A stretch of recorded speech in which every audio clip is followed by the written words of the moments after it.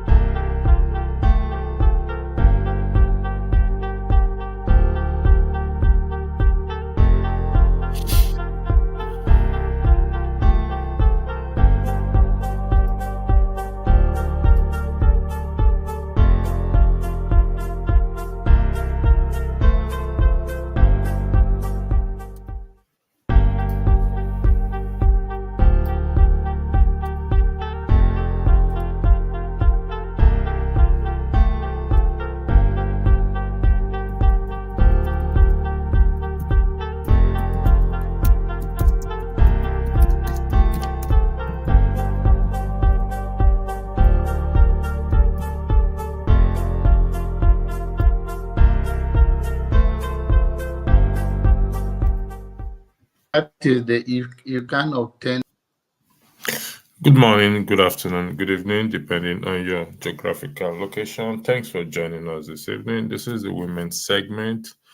Uh, we're back where we were last week, and now we're back, and we're back with a very interesting topic. I want to believe most of you must have read the description, but for those who have not read the description, I am going to read it to give a better understanding of what we're going to be talking about this evening. Some of us are aware of the current bill being discussed in the House of, in our Hollow Chamber, as they call it. This bill was sponsored or proposed by Aliyu Baba Misau, a rep, which proposed to change the 1999 Constitution by removing the word personal from sections about the Islamic law. This change could significantly broaden the application of Sharia law in Nigeria. That raises some serious questions about what this would mean for women's rights. Currently, women in Nigeria already face a lot of challenges like gender-based violence, economic inequality, and limited political representation. If the country were to adopt stricter interpretation of Islamic law, these issues could even get worse. We will discuss how this shift might restrict access to education and job opportunities for women, drawing parallels with countries like Afghanistan and Iran, where women have seen their rights severely curtailed. During the week, we will discuss more on this. However, on this particular segment, the focus is on the women, because this is the women's segment. So therefore, again, I would like to welcome you for joining this wonderful broadcast this evening. While I'm waiting, Topper to join the broadcast and others to come on board, the issue of the Constitution, as we all know, as I have always, I would say, I champion Nigerians and challenge us, I beg your pardon, not to disregard the Constitution. Why most of us disregard the Constitution, alleging that the Constitution is fraudulent, is those who are in power are busy amending it to fix to suit themselves. Please, if you are behind the scene, kindly turn off your camera. This is the women's segment. This is not electricity segment. Please, this is the women's segment. Then I'll bring you on the platform. Mr. Jonaba, your camera is on. So if you're hearing me, please could you turn your camera off if you want to be brought on stage. As we know, the women, the girl child, we have. Let me see. There's a noise coming off from the background. Sorry about this. Our women faces challenges today. Now, my hope that this segment, our women will join us and will champion this challenge, or will take up this challenge, possibly to their lawmakers. Yes, it is to amend a little segment that they just want to change something there, but it always starts with what? With one little thing, and what? It goes big. It becomes bigger. What do they want to do? They want to by removing the word personal, they want to broaden it. I think last week or 2 weeks ago, when I did a broadcast, I did say to the guests or the panelists that we would discuss the issue of the Sharia law that is enshrined in the Constitution. And lo and behold, here we are today, talking about it, but focusing on its implication it will have on women, because the moment they push this thing and it goes through and is passed, they will go into another segment of the Constitution whereby they will turn the country into an Islamic nation. And by the time the country is turned into an Islamic nation and women keeps quiet, they do nothing at this present moment, honestly speaking, we will not be talking like this again. Again, I would like to welcome every one of you that have joined this broadcast, and I'm going to talk less here. Tokwe Abili, thank you for joining. Desta, thank you for joining. Eccentric and Jonaba. Tokwe, I'm going to yield the floor to you first as one of the moderators to weigh in on this, because it's something that is heavy in your heart. So I'll start with you first, Tokwe. Thank you. The floor is yours. Welcome, everyone. A shout out to everyone in the comment section and the panelists. It's so nice to be with you all today. I hope you all had a great week. I voted today, and I'm a proud Democrat. I voted for Kamala Harris. Just throwing that out. I know AY is a bit disappointed, and Kene, but no, I'm for nobody, for everybody. All right. Electricity. I joined a bit late, but we'll talk briefly about the situation in Nigeria, about the house and this religion. In my opinion, it will be a game changer. I served, and when I mean I served, my NYSC in Nigeria was in the north. So I kind of have an idea how living in the north as a woman is. You really don't have a voice, to be candid. They have this saying, and AY will understand, and I believe Mr. John Abba will understand, and Ovie. They have this Bashiga thing in the north, which basically expects the woman, to be in the house, and you can't enter. No one can just, they have it a sign written outside their doors, Bashiga. So basically the women are just in there. Even during census, they can't even count, because they wouldn't want anyone to enter the premises. So trying to now Islamatize Nigeria will, the little freedom I believe we even have now as citizens, and I'm not even looking at it from a female's point of view, as citizens, the freedom we have to talk, move, association, express ourselves, that will be limited once you Islamatize the country. We're not going to be like Saudi, which I believe, women rights there. Women don't have a right. They're meant to be just be in the background, seen and not heard. So I think I'll just allow other people talk, and I'll weigh in later after piggybacking from what other people have to say. Thank you very much. In the last segment, Ovie, I heard Ovie say something that caught my attention. That we need someone to unify us, and we don't do a lot of pushback. Now, the focus here is on the women. Yes, Nigeria has not been Islamatized. Let's have that on record. They are only changing a phrase. They're only changing a phrase. They want to broaden the phrase personal, remove the personal. And this, to be honest, will have a significant impact on the Constitution, because it always starts from somewhere. So do we think that the women at this point now should, based on what will be said, push back, should start to take their legislators or their lawmakers to work by asking them what is actually going on, given to the state? I mean, Nigeria, I can't count how many religions we have in Nigeria. Should even the Sharia law be in the Constitution? Ovie, I'll start with you in no particular order, please. Thank you. You have 5 minutes. Thank you. I beg, no verse. I jump first, no verse. All right, I'll go to AY. AY, the floor is yours. Okay. Good evening, everyone. So first of all, electricity. I'm not sure why you kind of directing this to women. I'm not sure why. Because this is the women's segment. Like I said, I don't know. Okay, Maybe okay, you got it. didn't hear me. You didn't hear me earlier.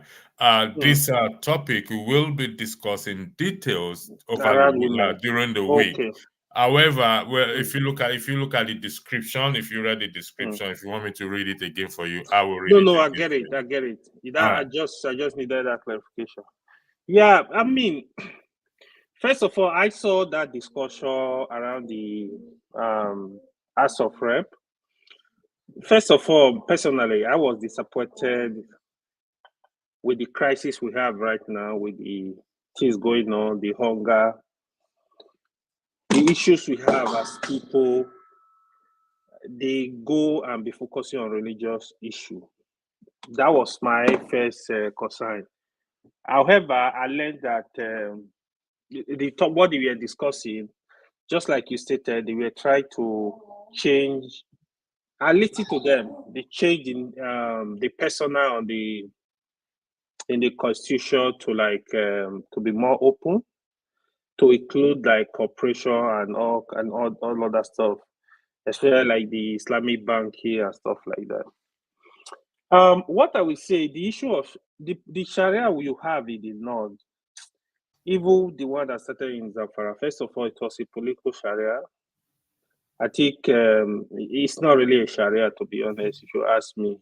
The other stuff is, when you say Islamic Sharia, if you have non-Muslim living in a country, living in a state, the Sharia law does not apply to them.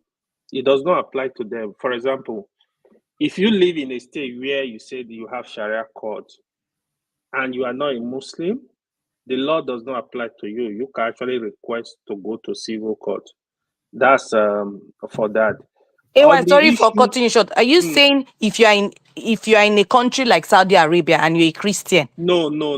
If you are in even if you are in a country like Saudi Arabia, so such countries are governed by Sharia law strictly, right? But if you're in a place like Nigeria, where it's an open country, it's a secular country, you can a Sharia judge, if you are not a Muslim, cannot get into your case. Shh. Come here. So that's for that. The other thing Tope was saying now, like as regards to women, the Bashiga thing, it's more like they use that, especially in the north, they do that. Muslim in the south, you see few Muslims that will do it. They kind of use it to protect their women. Like, if you are not related to the woman, you should not see them. More like when they say Bashiga, it's more like you are not allowed to enter their house. So, but they can go out. Even in Saudi, somebody was saying now. Anyway, sorry. Can you attend to the child and you come back, please? All right, Okay, thank you. I'm coming. Eccentric, I will go to you. It always starts from somewhere. This is where I've read the part of what AY is saying. Unfortunately, I don't have the question in front of me. I've read the part where AY is referencing to, yes, it's particular to the Muslims. If you are a Muslim, it mostly covers on marriages and other family matters. However, Nigeria is a secular state. We have religion. Now they're trying to remove the word personal from to amend the constitution. Do you not think they will go further than this? In your opinion, do you think they will go further than this?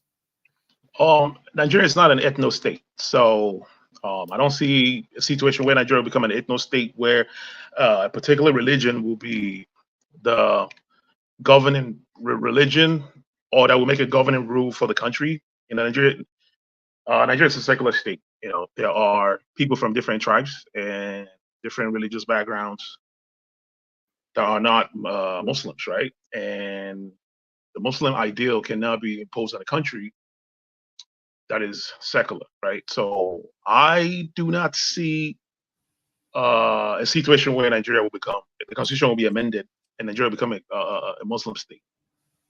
And I don't think there is any country that has become an ethno state where there are diversity in culture, cultural diversity. Saudi Arabia, for instance, is not a diverse country. It's an ethno state. Personally, I don't believe ethno state should exist, right? Because I mean, we've seen the problem they could cause. Something like what's going on in Israel. We should not create a country based on people's religion. And Nigeria, I don't see that happening in Nigeria. I don't know where this is coming from, but I don't think it's possible. And in terms of how it affects women, of course, personally, I'm not a religious person. Right? I believe in our traditional beliefs. As an Igbo person, most of our cultural beliefs in Africa is patriarchal, right? In Nigeria, we have patriarchal and matriarchal societies, but the dominant ideal is the patriarchal ideal. And I would say mostly the reason why we are extremely patriarchal is because of our colonial master, the British. The British is they spread patriarchy, and there's a book written on this, how the British spread homophobia in the world. And before the British conquest of the global South, most countries were pretty acceptable of different sexes. Like in the South American countries, it wasn't just women. There are men, women, and then there's other sexes. There are names for them. And I believe it was the same thing in Africa and some part of African countries.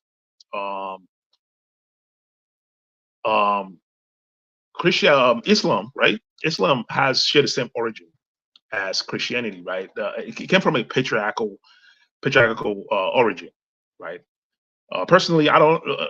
The history of the religion, it's pretty convoluted, but I believe that they share the same origin. Christianity has kind of evolved out of its patriarchal origins, right? But I mean, we still see a lot of sprinkles of it, right? For instance, like in the United States of America, we haven't seen a woman president because America was, a society created by the Puritans, right? The Puritan Christians who were patriarchal, and we've made strides, right? There was a time women did not vote in America, and that was not long ago. That was like in the I think 60s, before the civil right thing happened, where people fought for the right of the minorities to vote, especially Black people. So there are countries that haven't even caught up to this, right? Saudi Arabia is one of them. We've seen that they, initially, not long ago, signed a law allowing women to drive, right? I think they're coming along. I believe in the future, humanity will get to a point where these cultural issues that are, cultural and religious issues that we are having, we will transcend all these things and focus on what really matters, right? The issue of gender. And that does not negate the fact that women are often relegated in the background in the most patriarchal society, including Nigeria, right? I mean, currently, Nigeria is not an Islamic country, right, where the Islamic law has been imposed. That, of course, we know that Islamic religion is kind of patriarchal, kind of like Christianity, right? But we see women are not represented equally as men in the Nigerian sphere, right? I remember the first program that we had on this channel. I overheard someone saying that the fact that 4 women were appointed as ministers, that they were appointed weak people from Igbo, those kind of talk. I think we need to transcend those kind of talk, right? We have a long way to go, right? I don't think the path forward is going backwards. We're not an ethno state, and I don't support Nigeria becoming an ethno state, and I don't think it's possible. It's not going to happen. Okay. We should fight against that. So thank you. Thank you, Eccentric. I'll come back to you. You said some things, but I'll come back to you. Jonaba, can I finish? No, I'll come back to you, Eccentric. AY, hold on one second. I'll come back to you, AY, after I finish it. Jonaba, welcome for joining. Eccentric said he doesn't see that possible happening in Nigeria. And where Nigeria is concerned, anything is possible. Do you think this is not possible? It is in the Constitution. A lot of people have argued that the Constitution is a fraud. And I stated earlier, whether we see the Constitution as a fraud or not, it still exists. And they are making use of it to suit themselves. Women our women have always been put behind backburners or are not recognized. If this push continue, do you not think they may Islamatize Nigeria on the long run? I think a year ago, is it El-Rufai that made this comment about Islamatization of Nigeria, and it's created a big debate at that time. John Abba, the floor is yours. Thank you. John Abba, are you there? Okay. John Abba is not there. Can I? Ewa, are you still there? Sorry. Okay, I'm Yes, here. I'm here. Okay, Ewa, I'll come to I'm you. here. Okay, can I go ahead, Okay. please? Okay, sorry, I have to crave your indulgence. I'm in Walmart right now, but I have a few time, minute to talk before I get home. Okay. I will start by letting everyone know that I'm a proud Republican, and I proudly voted for Trump today. I was so happy that I had to go with two of my friends that I managed to convince them, and they casted their vote for Mr. Trump. So 2024, November 5th, Trump is going to be the president, and I urge us all to accept defeat and handle it maturely. Now, this is it. We're talking about Islamization of Nigeria. I think for those that are still believing that Nigeria is a secular state, maybe they are not getting it. Because in a secular state, you cannot go against anyone that wants to behave like a woman. Not that I'm supporting them. You all know that I'm against men turning to women or women turning to men. A secular state, you cannot do that. You give everybody right to live and believe and worship the way they want. But Nigeria is a country that is strictly controlled by two religions, neglecting other religions, and which are Christianity and Islam. The traditional worshippers don't even have a say, to an extent that if police officer catches you with your voodoo items, you'll be arrested just because of that.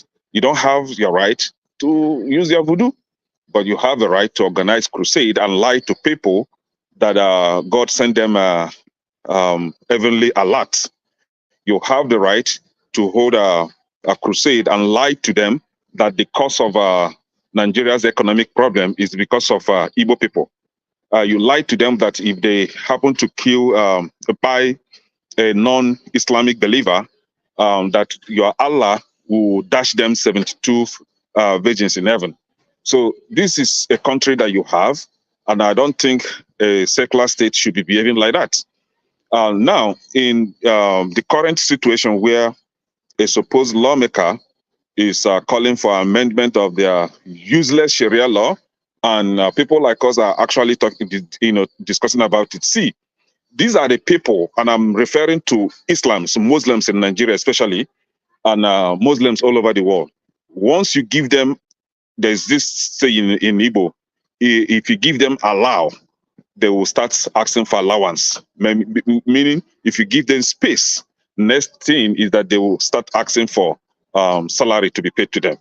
The people of UK today gave them the allow, and today they are asking for allowance in the UK. Thank God UK is waking up now to begin to kick them out of their government. See, in Nigeria, what is happening, what is playing out now is a slow infiltration of Sharia law. They came in slowly, and now they're asking for more. And if you care is not taken, the more you give them, the more they ask for another amendment until they completely change that constitution to Sharia law. And that is why we had, during Buhari's term, we had someone that went to Sharia school, practiced Sharia law, become the Attorney General of the country. He was never in law school. He was never in law school, has never graduated as a law student. He just studied law, Sharia law, and he became the Attorney General of the country, and we all accepted it. And now they are asking for more amendment, and before you know it, will become Muslims. And these are the people that are of the minority. If you go to the southern part of Nigeria, 80% to 90% of the population in the southern part, including southwest, 80 to 90% are Christians. If you go to the middle belt, 80 and 90 to 95% in the middle belt, that includes Benue State, Nasarawa State, Taraba, even part of Kaduna, Kogi State, Niger State, all of them, more than 80% of them are Christians. Now you go to the south, into the northeast of Nigeria, about 65% of the population in the northeast are Christians. Then you go to the northwest. This is when you have over 90% Muslims. So Muslims, whether you like it or not, are of the minority in Nigeria, and they should better respect themselves. What we should be talking about right now is how to remove Sharia law completely from that 1999 constitution, so that we'll have a proper secular state in that country. As it is today, it is not a secular state. You cannot live with people that believe that if you are caught stealing Maggi, or if you are caught stealing mango, just mango because you are hungry, the same mango in the southeast, that we can even come to your house and pluck mango from your tree. In the north, you did not do that. If you are caught stealing mango, your hands will be chopped off. They will cut off your hand completely. But it is okay to embezzle billions of naira that is meant for the community services, and they will still vote for that person in office. Exactly what we see in Buhari. Buhari being an unrepentant criminal. These people still keep voting for Buhari because he's their brother. He's their Muslim brother. And now we have another Islamic sympathizer, terrorist sympathizer in the person of the Vice President, Shetima. They voted for him, knowing that this guy is a sponsor or is sympathizing with the terrorists. They voted for him. So we better start talking on how to remove Sharia law from our constitution completely.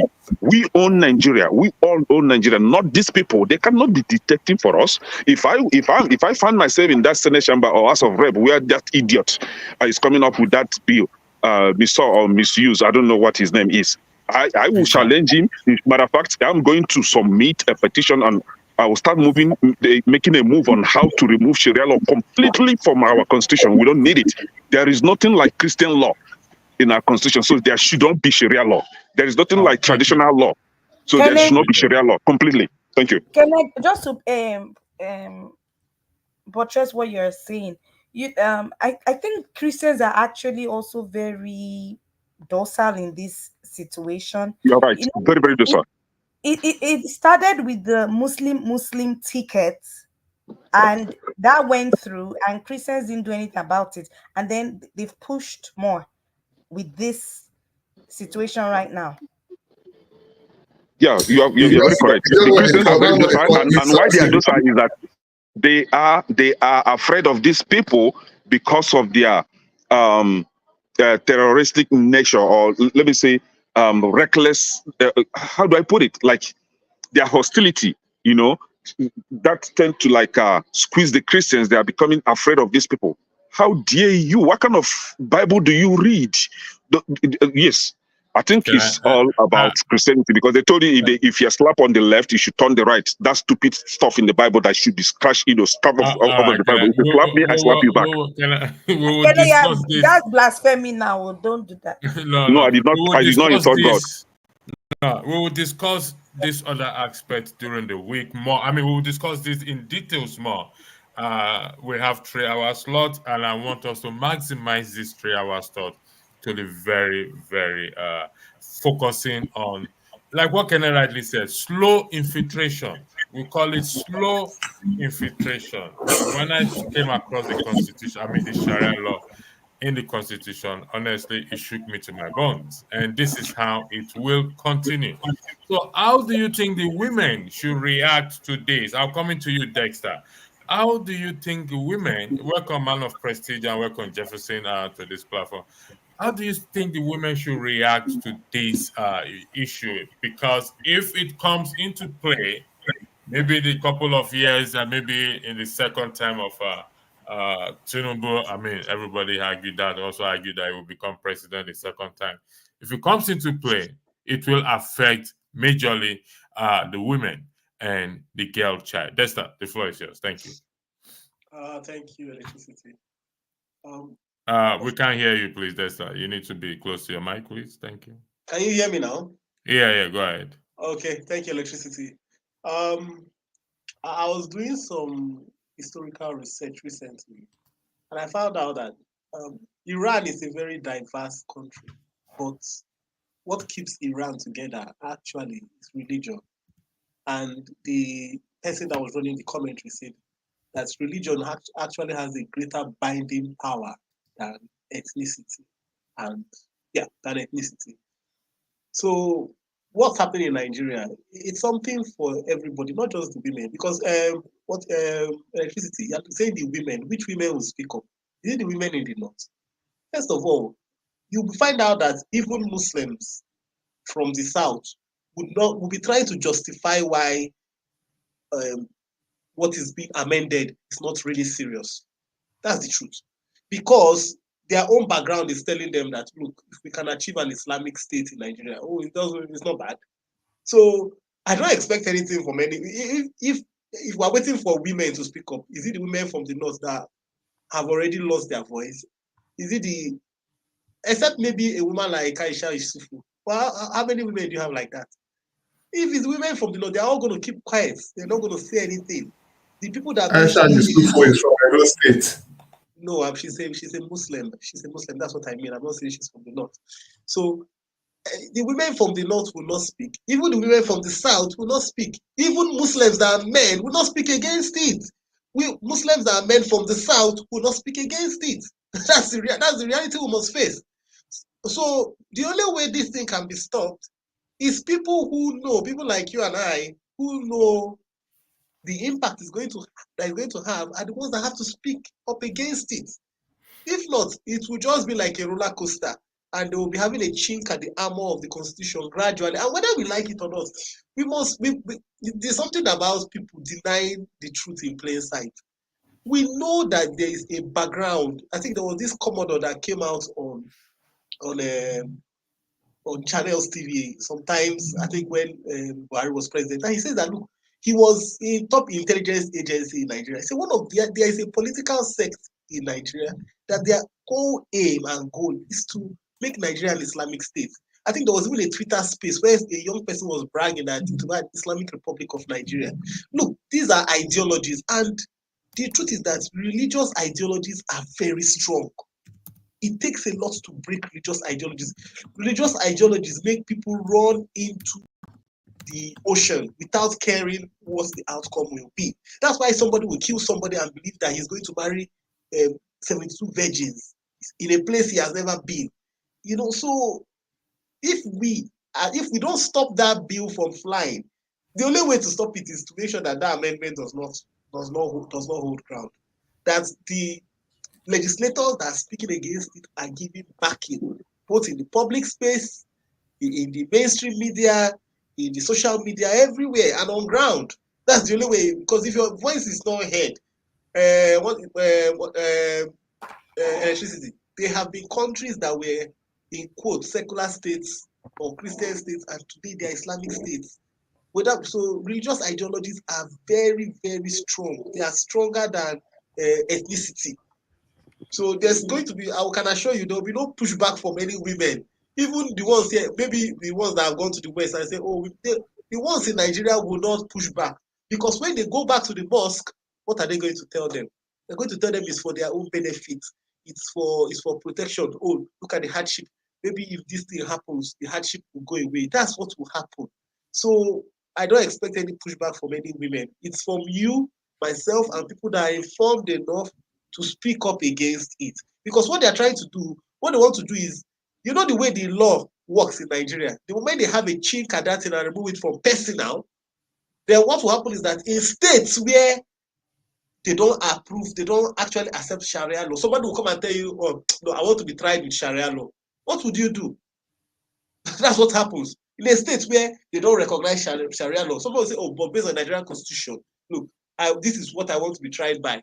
Then what do? You are in a very difficult situation. And those states, whether you like it or not, slowly the implementation will start going through. So I think first of all, we must not deny these things. And I would like to hear from Muslims themselves. Those are the people I want to hear from.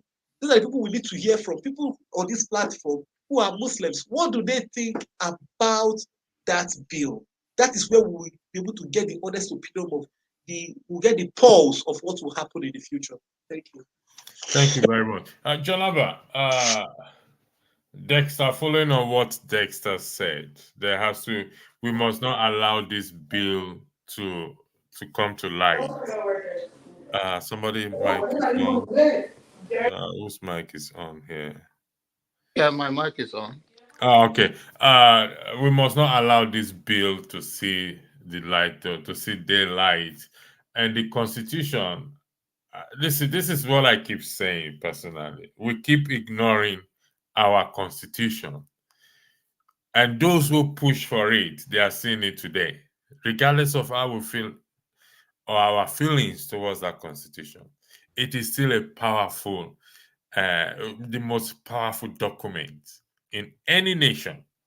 And when the citizens ignore it, this is what happens. John, 1 minute, how is it? Electricity. I wanted to ask, do you have an idea how many Muslims and Northerners constitute the House? Let's even start with that, I don't have an idea. because at the end of the day, majority carries the vote, because now they're going to put into vote. If you have more extreme Muslims that are Northerners there, it's going to pass. That's just what it's going to mean. Unfortunately, I couldn't download the video, the first 10 minutes of the video, and I was studying the body language of the Speaker of the House. And I can say authoritatively, it doesn't matter how many members are Muslims there. I figure out that I'm arguing that it will pass. Jonathan, the floor is yours. Thank you. Exactly. All right. Electricity, thank you for having me, and young ladies and gentlemen. First of all,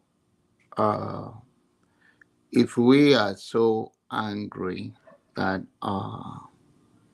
that bill is not the right bill to come on the floor, the context of which they are coming and what you think that in the long run, what is this a bill of removal of personal to industrial and all of that is what you should be addressing to the people, to educate the people. If you have an idea or you foresee that coming, okay, if this bill passed, it's already, first of all, we're a secular nation.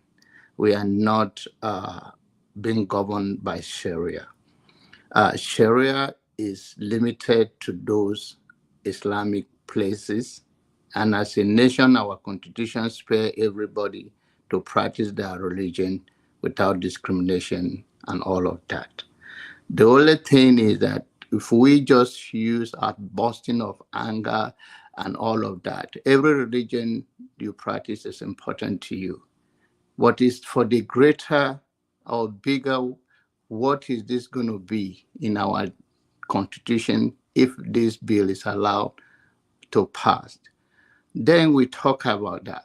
But we are not because of something that you are not a Muslim. Everybody should choose. Life is about interest and the bigger goal of a nation, how we all can coexist. I believe personally that the constitution covers it well. That it should be personal and not that should not be removed to including industry. What is trying, I believe in, is to like have Islamic bank. So, because if you remove that and you allow that, then that is what is, maybe you can speculate that it may not be real. And what is the consequences of that? So we can have that that debate. That did that allow money from foreign land and to push, because we know the power of what money can do in any society, in anything. We can talk about that. because we have Christian school, we have Muslim Islamic school. So what is this? Why you are already allowed? If you like, you can open a shop and sell Islamic book or any kind of thing. If you can open a traditional book, you can register it to your name. What is this trying to accomplish? Then we can have that debate or have that conversation. Then people understand. But it's not because our country is not governed by Sharia law. So there's no fear for that. Sometimes I think we just want to take a side of fear. Then we talk about, if we compare, what Islam, let's look at the nation that are the disadvantage and advantage of those countries that are not secular countries, that are governed purely like Saudi Arabia. What is the life? The women cannot talk. We don't want this because in Saudi Arabia, women are not that free. They cannot drive. Every other Islam country. And this is the men we talk, but the women, thank God you guys bring it in. That faction, we can talk about it, but not at boasting of these people are barbaric, we are better than. Those sentiments, it keep us pulling us other down, so we don't make you a better person. There's nowhere, if you don't have empathy, you don't have understanding, you cannot coexist. If it is not your way, it's either a highway. And even when you see it that way, there's a polite and a way you present your case without demeaning others. And that is what is, we have to have a good conversation about it. I've lived among Muslims all my life, and I don't feel threatened. And I'm a Christian, and I marry a Muslim, and I don't feel threatened. So please, let's not think all those things though, and then you talk about what is the politics behind it. We all know Nigerian house have nothing to do. They don't have agenda. They will just find out something to occupy time instead of doing something for their constituency. And they come and just, why did the one presiding over the chamber could not come and counter it right away? They just use it to buy time and talk and talk and talk, and the time go. Tomorrow they will come, they'll say snake don't carry money. Next tomorrow they will come and bring another issues just to occupy space and occupy time. And if they allow themselves to steal money from themselves, they are not governing, they are not presiding over anything. They just come there and speak bogus English and all of that with Babariga, and hour go, they go. Tomorrow somebody will present another this thing. So let's do this. But we will not take things for granted, which if somebody's so concerned like that, it's okay, because we don't want to be taken for granted. What's the matter? But not in this at Boston, like it's just like, oh, they are coming to. We have had it over and over, and that John divide Abba, and control should. sorry for so your argument is right now. I heard everything you said. You made a strong argument. However, you made a statement. You said that they don't have anything to do. They just come up to just to brought this up just to while away the time. Is that And also, I say that we should not take it for granted. okay? Thank you. So let's go by that statement John Abba made, that should not be taken for granted. They should not be taken for granted. And I don't. It's not about Muslim or Christian or pulling anyone down. Kenneth argued, it made a fair argument, a slow infiltration. The implications of this, and I'm going to say, people who knows me very well here, I'm a strong, I champion our constitution for it not to be ignored. It's very, very important. I disagree with you, John, in the sense that they don't have things to do. They just bring things up. No, they know what they're doing. Our lawmakers know what they're doing. And this is how it's going to start if we don't challenge it. I think Man of Prestige, are you there? I don't know who came first, Man of Prestige or the opposite. Yeah, I'm here. Well, I don't know who came first, but I think all our politics over here. Are you there? Please, I do not counter you. Yes, I am here. Let's please give me Okay, hold I on one do second. not Let me hear say. John out. Listen to this, because it's something highlighted. I do not say Sharia law is our constitution. I said there is no Sharia law. So I don't know why I say now the interpretation is that Hold on, there let is. me see. So I don't. Do you I mean think you mean this, John? yes, John Abbas, Sharia law Sharia does law not have does a not place have a place in our. in our Yes, that constitution. is what Period. I Can you say. take a solid stand? Yes, I say so. Why do this? Why is it like that then? No, I can't speak for Oscar Blackstone, but Then when it's I speak and I didn't say that, then you don't post it rather. So because I'm not speaking behind it, I'm speaking on public square. okay. I don't know Yeah. what. Do you want me to go on or yeah? Hold on one second. No, Let's clear what John Abba raised up, please. when you Sharia law. finish, man of prestige, go. I'll go after you. Okay, gentlemen, just give me 1 second. The Sharia law, is not binding on everyone in the Constitution. It's in our Constitution, but it's not binding on everyone. Only those who choose to apply it, or states, if I'm correct from what I read on the Constitution, Yes. states who wants, and it's particular to. It focused mostly on family, relationship, divorce, child custody, from what I read in the Constitution, just to have the record corrected. Before I go to the next person, Eccentric said he wants to correct a misconception. Eccentric, I'm going to give you 1 minute to correct what misconception you're talking about, please. Okay, so the misconception that I'm trying to correct is that Ekene, most of what Ekene said are not factual, right? I don't understand how someone would be advocating against Sharia law, but then advocating for a restriction of human rights, right? For instance, he's saying that he's against people turning from one sex to another, from one gender to another. Isn't that a form of restriction? That's a form of restriction. And also, in the UK, there are Sharia banks that follow Sharia laws, right? Those banks exist in the United States of America. Exist No. Eccentric, please. Yeah. Say what I said. Hold on. I said no. I said no. Hold on. I said I'll give you the time. you just turned everything upside down. That's not what I said. I did not say that. You have the floor to rebut what he said. If he's quoting you wrong, I'll give you the floor to. It's obviously quoting me wrong. Okay. All right. Go ahead. Go ahead, Eccentric, please. Give me 1 minute. Please, sorry, Eccentric, before you go ahead, I beg your indulgence, Jefferson, man of President, those of you that have not spoken, please. I just need to clear this air. Remember, the focus is on women and how it's going to affect them. So, but go ahead, Eccentric. You have 1 minute, please. Thank you. Yeah. So, the point I'm going to make is, if you don't believe in the right for people you don't agree with, you don't believe in human right. You don't believe in the right of anyone at all.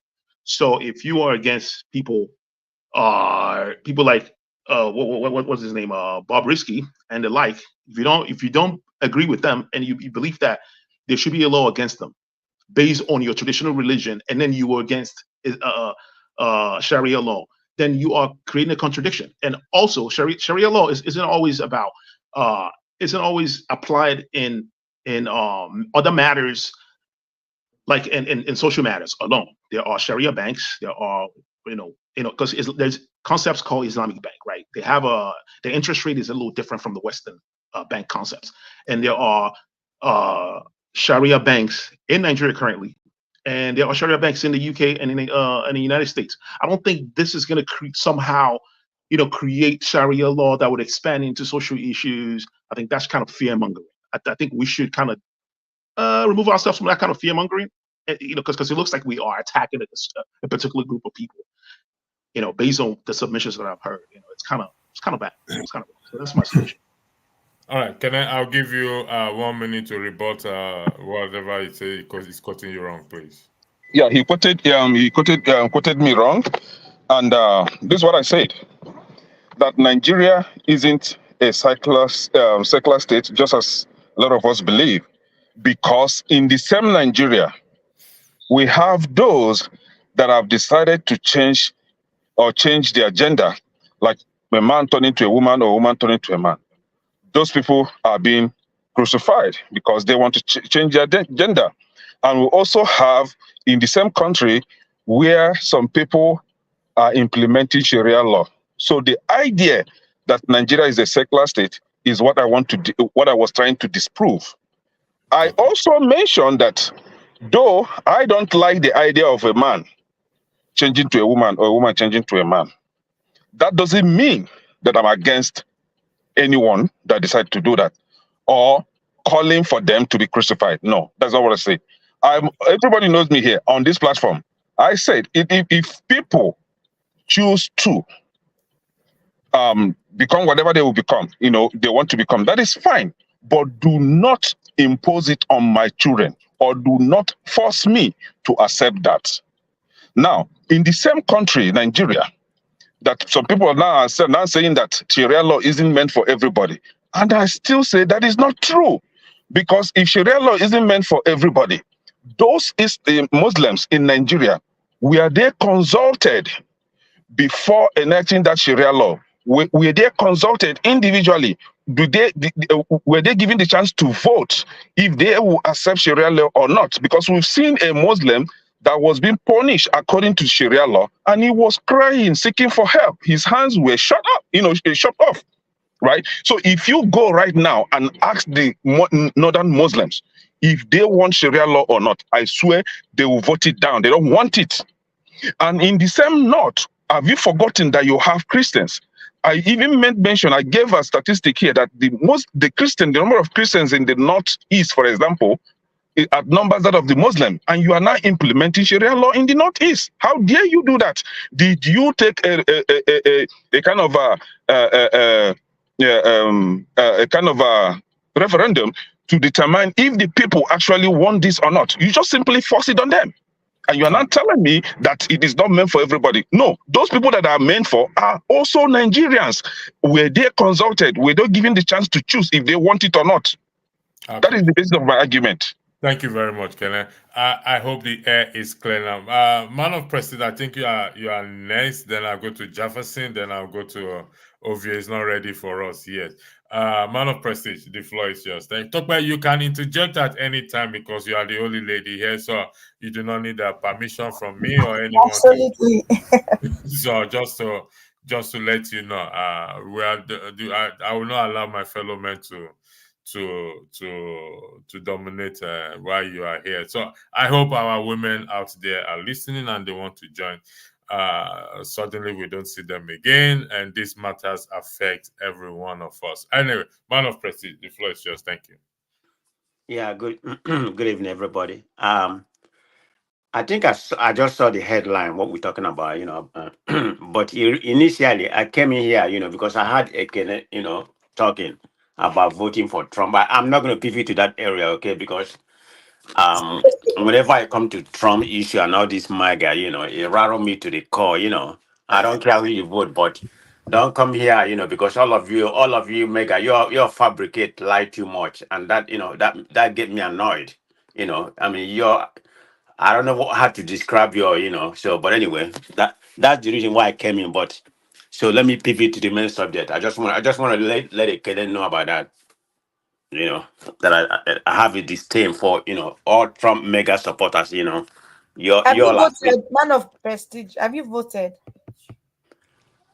No, I've not voted, but I'm voting vote. I'm voting for Democrats. Somebody that's having a disdain for us. We love you. We don't hate you. We love you. We know that you will learn tomorrow. No. I don't. Y'all are very radical to me, so I don't like to associate myself. Radical with the truth, Abi. I was so happy, voting today and really shading Kamala's name, the box against her name. And while I was shading it, I was just thinking of Kene. I was like, oh, Kene. I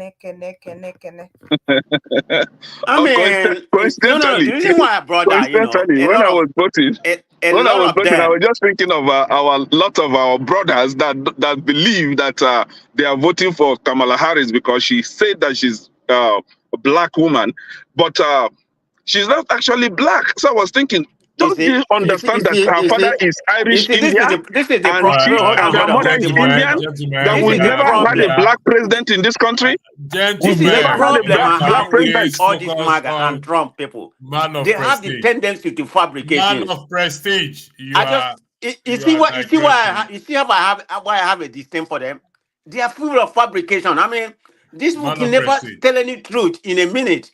I just because the problem I have Man when of you show prestige. me Can who you you hear are for me? the first time. Hold on. When you show me who you are for the first time, I believe in them. So this is I can't stand them. Okay.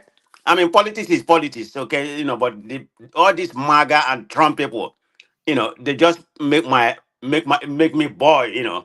But having said that, I don't care if you win, but you're gonna get what you're voted for. So let's go back to the topic.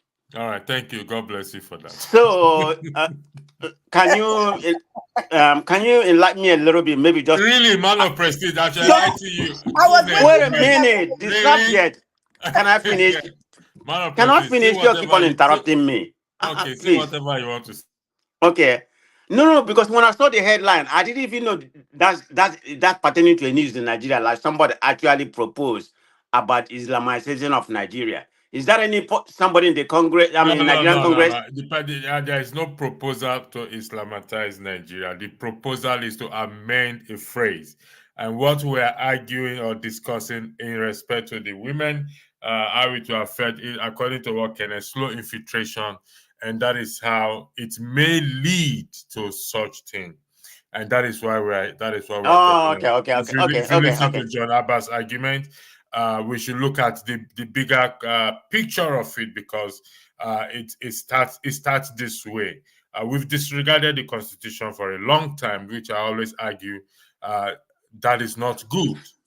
The floor is yours, man of prestige. Okay. Okay. Now I understand the context of our conversation. I thought actually somebody stood up in the Congress and decided to propose about this. I said, in my own opinion, if we give them the opportunity to do that, if you have to go listen to Usman Danfodio, that is his main ideology to Islamize the whole Nigeria. He was born in the northern part of the country. But let's call it what it is. If giving them the opportunity, I don't think the Muslim are more than the Christians. If I have to look, I mean, I don't have the figure to back up what I'm saying. It could be 40. I mean, in my own opinion, if I have to guess, I would think it'd be like about 48, 52 Christians, because if you look in the Southwest, I think maybe half and half, maybe Tope can educate me on that. Of course, mostly in the South, maybe about 80 or 90%, are Christian. Of course, the South is almost about 98 or 99%. Then you have Benue State. So if you really have to divide, I think it's more Christian than they are. But right now, it seems like we are kind of more of a we practice more of a Muslim agenda, than we practice more of the Christian. For example, this Muslim ticket. Believe me, there's no way in that country we live right now in my lifetime you're going to be able to see a Christian ticket. They will oppose it to the extent of try to fight it. I mean, we tried to fight it during that time, but it just all talk on social media. But if you try that nonsense, they're not gonna accept it. Let's call a spade what a spade. So you want a Christian, you're gonna see how they're gonna come out, and oppose it to the end, even with their dead. This is how radical some of them are. I'm not saying all Muslim. After all, one of my best friends, which is a top notch doctor, here in Jacksonville, Mayo Clinic. He's a Muslim, but there's different kind of Muslims. Some of them are very radical. They want to impose their ideology to in Nigeria. So, for example, in the constitution, why should we have why should we have that part of religion inside the constitution? Are we not a secular country? So if that has to be prevalent in Nigeria, then it's going to be a problem. But I hope that doesn't happen. But if we give them the opportunity, so let's call it a spade, you know. But nobody has proposed something like that. But if that opportunity arises, they're going to take it and run with it. Go and listen to Usman Danfodio, his ideology. I mean, that's what he wants to do, but that never materialized. So with what we have right now, Tinubu being a Muslim, but Tinubu is not really a typical Muslim. But the only way I'm suspecting him is that come up, that he may pander to them because he won a second time. So that's the only one I'm afraid. Is he a real Muslim? I mean, he may be a Muslim by name, but he's not that radical. So he's kind of in between. After all, his wife is a Christian, so I don't really look at him as a radical Muslim. But is he pandering of the North in order to get maybe second time? That's if that actually happened, that's the way I see it. So, but anyway, I Thank didn't. you. I thought somebody was actually proposed that. That's why I was No, so mad about no, that. no. Okay. Let's correct something here. This is not about Muslim, Christian, or any other. This is about the Nigerian constitution and the content contained in it. And like I said again during the week, we will discuss this in details as to why this is the case, why this Sharia law is enshrined in Nigeria, inserted Yeah. into. So my question: why would they even put a Sharia law in We there will, when it's a secular we will country? discuss this during the week. I actually should have, as I promised sometime 2 weeks ago, but we will discuss it. But at the moment, we are focusing on the women, how this will impact on our women if because like what Kenneth said, it is slow infiltration, and none of us here can deny that. Just the way things, they always do things in Nigeria, slow infiltration. They just drop by drop, little drop, and it becomes part of what it becomes part of the society. But why people are quiet? The citizens are quiet. Ovie, are you still there? If you're not ready, I'll go to Jefferson. If Jefferson, the Are floor they is yours. here? Are you Are they ready? here? I was actually okay. Ovie, are you Are ready? they If here? you're not ready, I'll go to Yeah, Jefferson. I'm ready. I've been Okay, ready. the floor is yours. I started with you when you said there is no pushback. We need someone. How can we do this pushback now? How una push back? Where una they argue? Una argue on things that are already happening in the past. How you want to push back where all you want to do is to already separate yourself from the negotiation. You say now women, but you turn around and look at the other side. You say the women they know they allow them come out, but they fight for them. We will they allow our own come out. They say that they go one front in the name of what? But on a more serious note, I think we are living in the past. The fact say they were able to push Sharia law pass means that they are already the majority. I mean, for Nigeria, maybe majority they take the push law. Exactly. Yeah, no, it is So you majority. guys, Yeah, no, That's it what is I was majority. asking. That was what I was asking. And the tone of the speaker today, or when I was watching it today, it was a case of yes, it doesn't agree, but majority carries the vote. That was his body language. they argue what happened 20 years ago. God, they say my people, my people. Una they happen what happened 20 years ago. Now that they discuss today, what you are saying being discussed is the reaction to what is happening globally. We know they pay attention.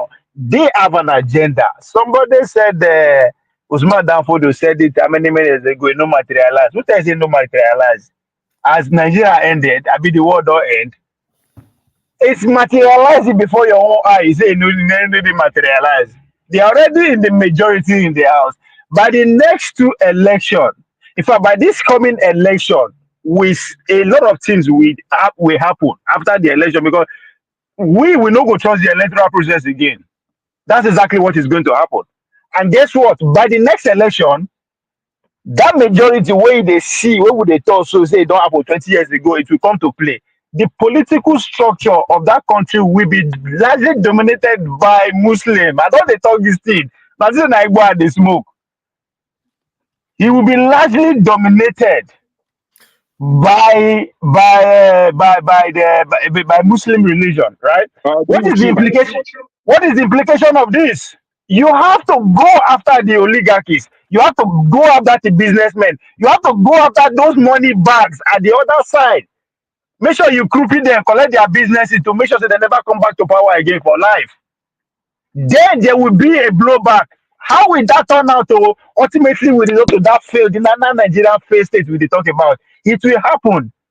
But most important thing, now who they ready, now go get the larger share. Because what you are seeing happening, my people, the northern Nigeria, the Muslim people as you talk, they are taking advantage of what is happening. The president is desperate to be in power. He has to do everything the West says to him, or they take him out. Just again, like in the 60s. So in as far Bola Tinubu remains, he is ready to stay in power. Guess what? It's an opportunity for you to push every agenda that you have. If not, you no go support them. That's what you see happening. So by the time they use capitalize on every opportunity that comes, there will all the structures of the political party will be taken over. It will be gone. Then fight will come. Already the Christian religion, what they carry is they drive fast than any other thing you can think of. Christians not get members again. The only members we again are they are transferring to the next phase of religions, which is techno religion, right? When you go see them Jerry's, them that the freeze, everybody go focus online. While our Muslim brother they see on that they talk about the structure. So it's already here. It's now the outcome.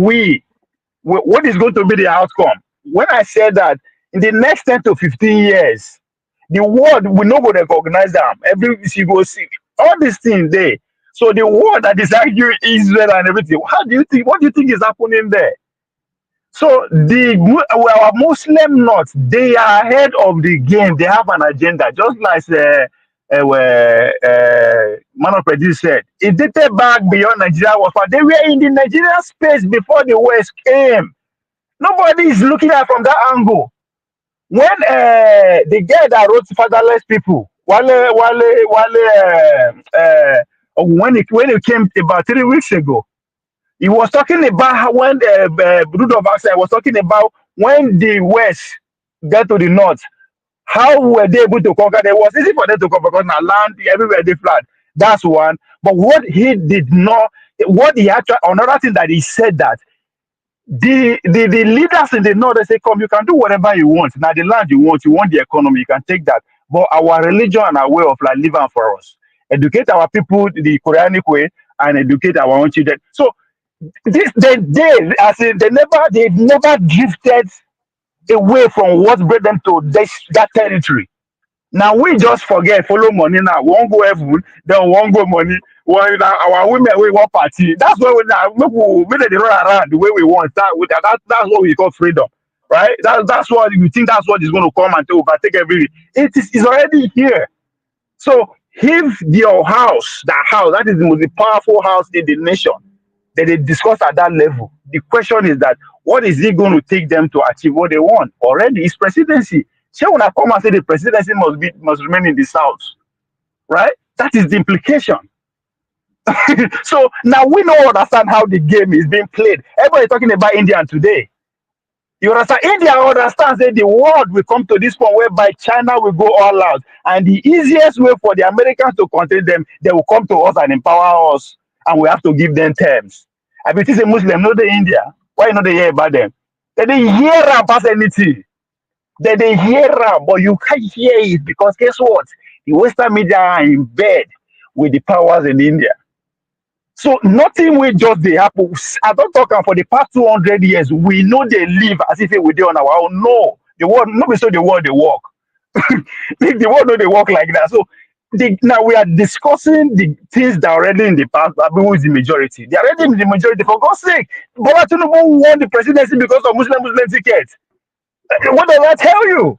Try Christian ticket, where you go win. Nobody there tell you the who is majority in the country.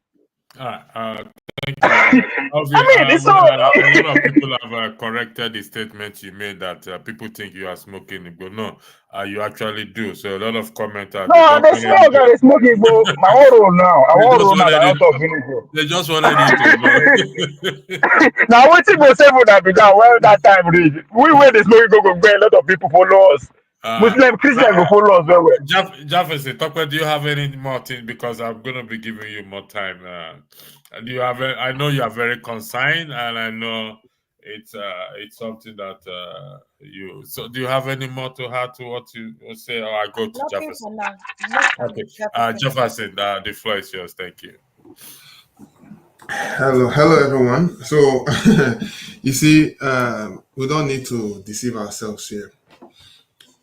Nigeria is supposed to be a secular state, right? And if it's a secular state, it means everybody has equal stake in the Nigerian project. From the north to the south to the west, everybody has a share in the Nigerian project. Why am I going back memory lane? You know, all this nonsense happening is as a result of the aftermath from the Civil War to this period. And our northern brothers, who are obviously predominantly Muslims, because they have been in power over the years, of course, they have been promoting their religion from all the what they call it, from the head of states during that's after the Civil War. From the head of state, they have been promoting their religion. They feel because they are in power, they can do whatever they want, go and make decisions on behalf of other Nigerians. To the extent that even if you look at your naira, you will see Arabic inscriptions. My question is, if Nigeria were colonized by the English people, why are we having Arabic inscriptions on the money? Is it that the English is not enough? But some will say, okay, because some people who are Muslim, they don't know how to speak English or know how to read English, so that's why they have it. So, but you see, these are all plans and tactics. Now, with due respect, our Muslim brothers, I will say, I have so many friends that are Muslims, obviously. Are all Muslims bad? No. But my issue is this. You see, this about extremism is what Israel and Palestine is currently facing. This level of extremism. Now, the Palestinians are playing the victim that the Israelis are attacking. But who knows what could have happened if it was the other way around? Because at the end of the day, the Palestinians cannot tell me and of course with the Iranians or mostly the Middle East, they cannot tell me they don't have an agenda. It's impossible. They should prove us wrong that they don't have an agenda, because majority of this Boko Haram, all this some of all these countries are stylishly supporting it through our insurgency currently happening. I feel it was also I feel it was an insult for our Muslim brothers to feel they can, because they have the majority, they are kind of insensitive. I'll put it that way, because someone was talking about Islamic banking. Let the Muslims come out and tell us that they have not gotten so numerous support from the government since the inception of the independence. Let them come out and say they have not gotten support or they have been oppressed. Let them come out and say that. If they can say that, I will take my word back. That they have been oppressed, I will take my word back. Because whatever support they need, be it from the state to religion, is it Hajj, government sponsor, whatever, they have never lacked it. They never lacked anything. In the Sharia they are practicing in the north, nobody stopped them. The Hijab police, nobody stopped them. Even when they killed that lady, now I'm coming to the issue of the women, even when they killed that lady in Sokoto, they got away with it because they feel they have another law. And which is murder. Murder is murder, but because some religion allows some things to happen, they will just think that it is a good thing and they allow it to slide. I'm equally concerned because I just feel that if they feel that they want to continue to use their religion to oppress us, I feel then there's no point deceiving ourselves, say we are one country. I feel this agitation is going to continue because people will not sit down and in the National Assembly, they'll be passing laws the way they like. And when our Muslim brothers feel they can succeed in doing that, they feel they want to now come and oppress us and tell us how to live our life. That will not be acceptable. And by grace of God, we're going to fight against it. I can tell you one thing. If you look in what happened in Imo State, because I'm currently from Imo State, they tried and sneakishly wanted to bring in IDP ladies to somewhere, I think in Mbano. They wanted to bring the ladies. So that's because they built a facility, so they built the IDP camp.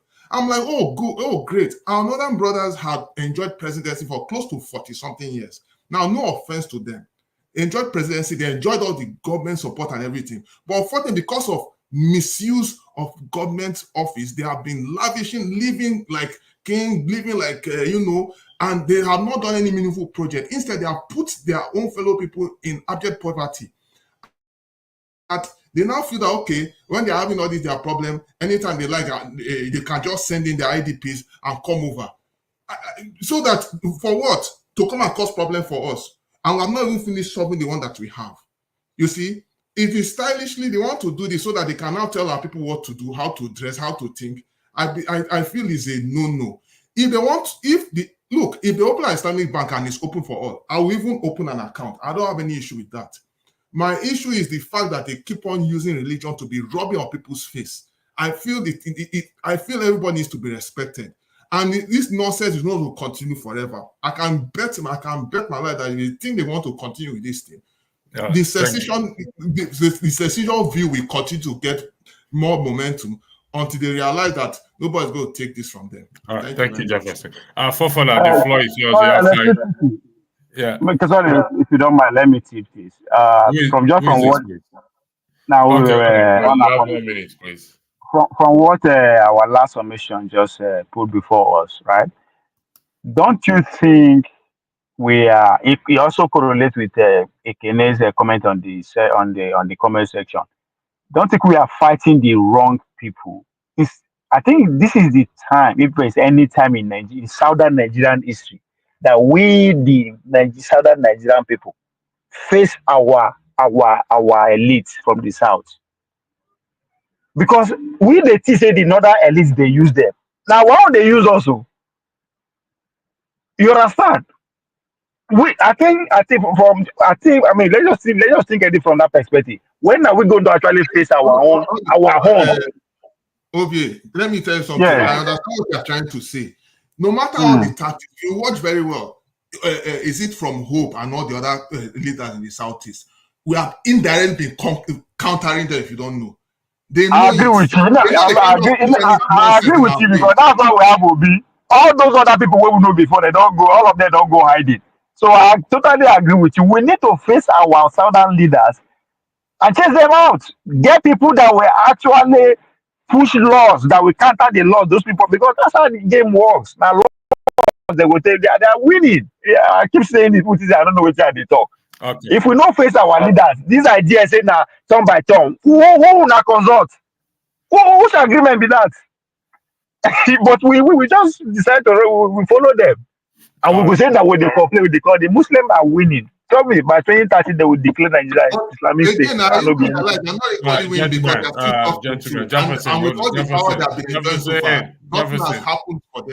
Jefferson, hold on 1 second, please. Right. Okay, for those of you in the back stage, please can you turn off your camera? Nigerian, please, you have to. This is a women's segment where camera are required to turn off. Can you please turn off your camera, please? Those of you that's just joined that are in the backstage before I can bring you in. Mr. Tony, okay, please turn off your camera. Nigerian, please turn off your camera. Kenneth, are you there? Kenneth is part of this broadcast. I'm here. Okay, I need to take. I said turn off your camera, and you people left the backstage. Okay, if you're listening to me, Tony, okay, all you need to do is to off your camera, not to leave the backstage. Nigerian also. Okay, so if any one of them come in, I'm going to swap. Before I go to the next, for further, the floor is yours. You have 5 minutes to make your argument, please. Thank you. Yeah, thank you for having me. Greetings to everyone on the panel, the chat, and to the viewers. I think greet me, forefathers. Greetings, Madam Tome. I hope you are doing good. Man, this matter of whether we are going to turn Muslims, whether I don't know why anybody bothers, whether it is Christian or Muslim, they are all foreign to us. And all I care about is what works and what enables us to start making our way in this world. And generally, I don't think if you are practicing on other people's faith without controlling it, you are losing a form of power. You are considering an element of soft power to them. And in the context of Nigeria, where you have the North, their population is growing faster than that of the South. because the Southerners are thinking Western ways is the way to go, and let's play a different game. While the North is playing a population game now, while the South is playing an education game. And eventually, numbers matter in democracy. That said, wait a minute, forefather. Sorry to interrupt. You need to look at the data between the Muslim and the and the Christians. Muslim is 48.8%. Christian is 49.3%. So they are not more than the Christian. It's just a margin. Stop deceiving yourself, man of prestige. Stop deceiving yourself. He's Stop talking deceiving about yourself. in the House Throw of that data Assembly, away. Throw it House of away. Rep. Throw that data away. Man of prestige, He's referring to the National Assembly. what data are you looking at, man of The prestige? National Assembly. I'm looking at the current population data between the No, Muslim and he's Christian in man Nigeria. of prestige. 48%. Forefathers are I'm not talking about on the the Muslim. National Man of Assembly. prestige. Where Throw did it you get away. Man this of data prestige from, please? is Man on the of National prestige. Assembly. See, I'm I not talking think about the National Assembly. I'm talking so. about Forefathers is talking population. about National Assembly where decisions are made, We're looking at. where votes are casted and decisions Okay, are made that's a based on the vote. different topic, but we are basing And that is somebody why, and that is why, Tuna and that that was is why talking for about who? population between the Man south of and north. prestige, Which man one of is prestige, more? I'm just man saying of prestige, man they of are kind of prestige, 50-50. man of Then I prestige. give you Let the me, breakdown yeah, let me put in this. 49.3 and 48. Man of Forefather prestige, has the floor, please, gentlemen. Man of prestige, they carry man of our prestige. Let me juju put in this. followers joy as Christian. We not be Christian, oh. We be juju Man of prestige. followers. See, No carry on joy body. what we are saying Man of is, prestige, forefather in the has the National floor, Assembly, please. there must be balance. If there is no balance in the National Assembly, they will always get their way That's because true. they have taken advantage of the chaos in the southeast, in the southern region, and their number is more in the National Assembly, and that is where decisions are made. So for us to have, for the Southerners, especially the Christians, to have a balanced stake in that National Assembly, there must be additional state in the South, and that is why somebody like Nedi Nwoko is advocating for a Nioma state. So when that Nioma state is given, there will be more senators from the South, and there will be more House of Rep members from the South that will compete with them in the National Assembly. That is the point, and we will come to that is this why we should be argument. focusing right now. We will come to this point you raised. I don't Okay. agree with it, but we will come to. I don't agree with that argument, but we will come to that. That another state will help to boost out the numbers of Southerners in the House. There, I don't. I personally, I don't. But we'll come to further. Sorry for that. The floor is Thank yours. you. Man of prestige, please. Don't take us to where we don't want to go again. Thank you. Based on population growth and birth rates, it's clear that the North has a higher birth rate. We all know that. And if you have a situation whereby there is that disparity, and in a democratic state, by my calculation, 50 years from now, they will make up over 60 to 65% of the population. And if that is the case, then maybe some of us need to practice facing Mecca. I've said this before. And whether the question you have to ask yourself is, what does it even matter? The religion that you're practicing right now was brought to you. The Muslim one was brought to you. The question is, where does that leave us as a people? Do we take charge of this religion and not concede that soft power? We spend 90 billion the last time they mentioned for our people to go to Mecca to go and spend money. We are going to spend our money on a country that already has enough money. And instead of they are not giving it to us for free. And they don't say we should go there and for free. No. We still spend our money like spending money on the people that don't even like us. Please, can you allow him to finish, please?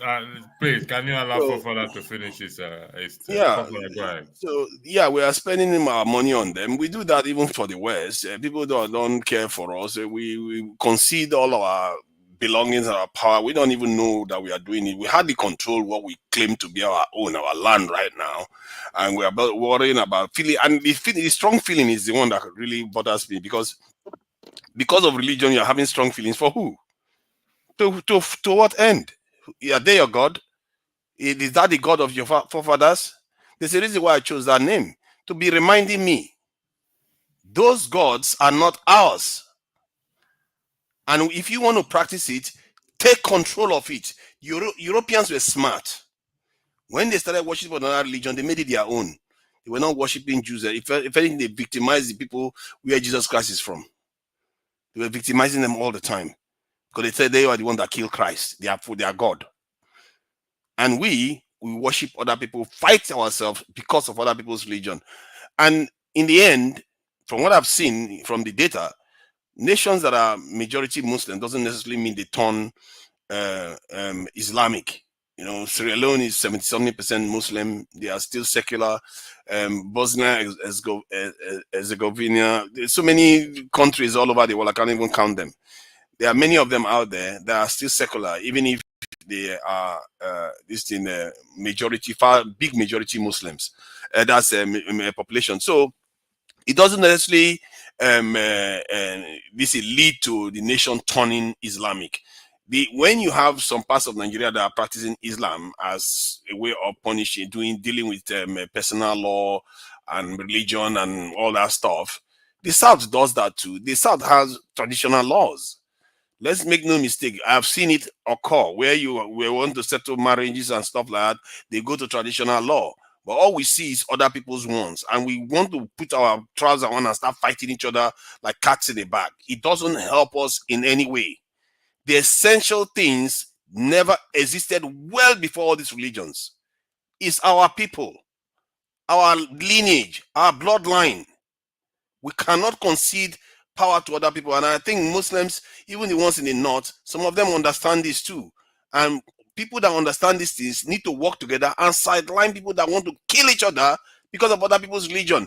There are people right now that are black people that are Muslims in Sudan that are getting killed because they are not Arabs. This is what happens when you concede so much power to other groups. Sooner or later, they will come south. They've already taken the north. The north was not these Arabic ones. They were just only Muslims. Now they all claim to be Arabic, and now they are coming further south. And we are still doing this game where we are playing. We have to open our eyes to the truth of things, and you have to remember where you came from. Never forget that. And I will leave it at that. Thank you. Thank you, Forefather. I'm going to ask Electricity. Isn't that the miracle though? Father is finally going back to the past. If I don't look back. What a miracle. Man of prestige. I want to start bring in another topic, still in the same line. But before we go to Desta, are you there? So Desta is not there. So I'm going to remove Desta for now. I'm going to bring in Mr. Tony, please, you have to turn off your camera, please. Can you please turn off your camera, please, Mr. Tony? You need to turn off your camera, please. Just turn off your camera. Thank you very much. Mr. Tony, you just came in. Do you want to weigh into this issue before I throw in a spanner on this matter, please? Your camera is back on, Mr. Tony. You have to turn off your camera, please. Thank you very much. Okay. Good evening, everybody. I've been listening from the start. Just a few comments I'd like to make. That's one, that Article 10 of the Constitution of the Federal Republic of Nigeria, states clearly that Nigeria, as a country, shall not adopt any religion as a state religion. And I have heard people say that that makes Nigeria a secular nation. But I listened to Dr. Degbite, who is, I don't know if he's still there, as he used to be the Secretary General of the Islamic Council of Nigeria. And he has always argued that Nigeria is not a secular country. He says that Nigeria is a multi-religious state. And that means it is a place where we have different religions, different faiths, and they are allowed to live side by side and practice their faith. But if you look at what has been happening in our country for a while now, not for a while, this has been for a long time, you can see that even though the Constitution declares that everybody is free to practice his religion and that there is no state religion, you would see that gradually, over the years, there have been some subtle attempt by some powers to Islamize Nigeria. It's. I mean, we have to be frank about it. I don't know if this present bill that is being pushed is looking in that direction. I don't know because I don't know the details of that. But since we are focusing on Islamization, I think that a guy called Dr. Obadiah Melafia, he's late now, had warned us. He's from the north, Middle Belt. He had warned us of a subtle plan to Islamize Nigeria. And we see some of the evidences. Jeff did mention that if you look at your Naira, you see an inscription there. You look at the Ruga that was pursued, by some senators vehemently, and we had some southern governors who were lobbied to acquiesce to that push, but unfortunately, it failed. I think that some of those moves, smacks of a subtle desire to impose, a religion, upon because there are ways to do Ruga. I mean, if you look at livestock, those who do livestock farming in developed countries, they don't do it like Ruga. I mean, it's possible to stay in the north and create a place where you can carry out that farm without having them on the streets or having them all over the state. But that's not. If you look at Boko Haram, Al-Swat, and if you look at the ideology, it tells you what this whole thing is all about. Someone talked about Usman Danfodio. Usman Danfodio was not born in Nigeria. He came from the Senegambia, and he conquered part of the north. And it was an unfinished business because they have always felt those who are adherents of his philosophy. I've always said, even including the late Sadwana, all if you look at some of his sayings, it's to push to finish the work that the unfinished work of Uthman Danfodio. So I mean, let us not fool ourselves. We know what Saudi Arabia is doing, Turkey, doing in terms of investments and in terms of trying to push this ideology, further down to the south. If you look, and someone mentioned the president and the vice president being Muslims.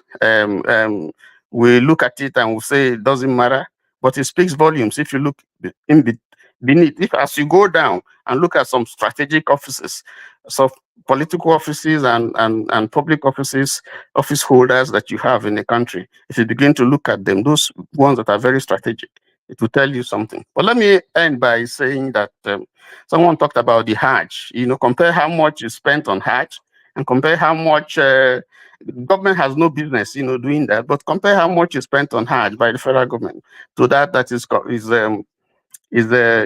given to the Christian pilgrimage. What is given to the traditional people? Nothing.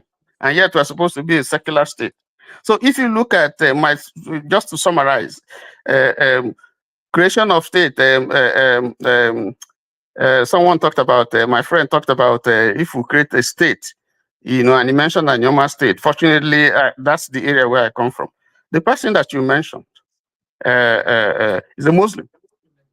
So if you create state and you have, that's the senator representing my constituency, is a Muslim, and it's from Anyoma State.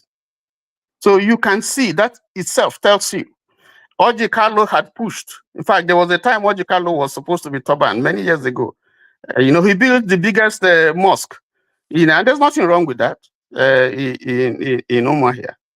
But there was a time that, he wanted, there were things he wanted to do, and they warned him, if you try to do that, because of political office.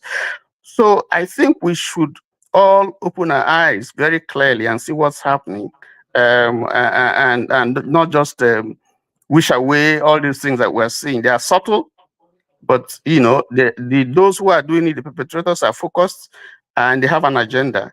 And it's all for us to stand and say, listen, Nigeria is supposed to be a free country for all Christian, Muslim, animists, whatever. And that's how it should be. Let me stop there. Thank you. Thank you very much, Mr. Tony.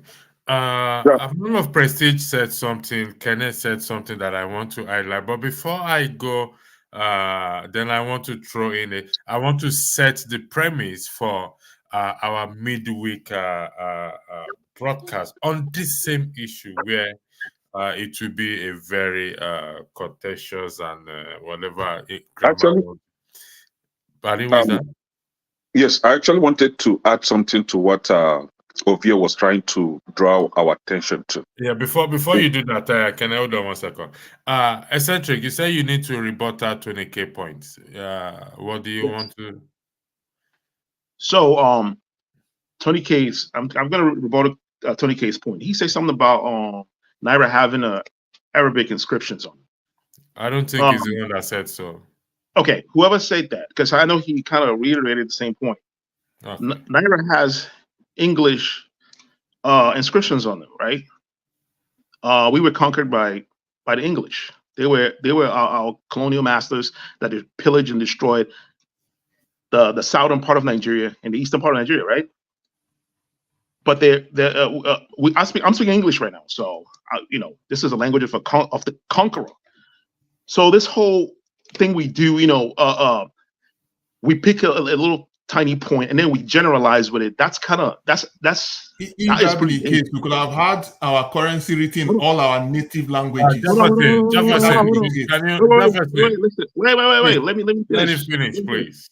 All right, and then he said something about Boko Haram, like he's saying that Boko Haram, it's an example of like what would happen if there is somehow, like this is an agenda of the Muslims, in Nigeria. That Boko Haram is kind of like an instance of what it would look like if these people take over the country, whatever that means, whatever that is.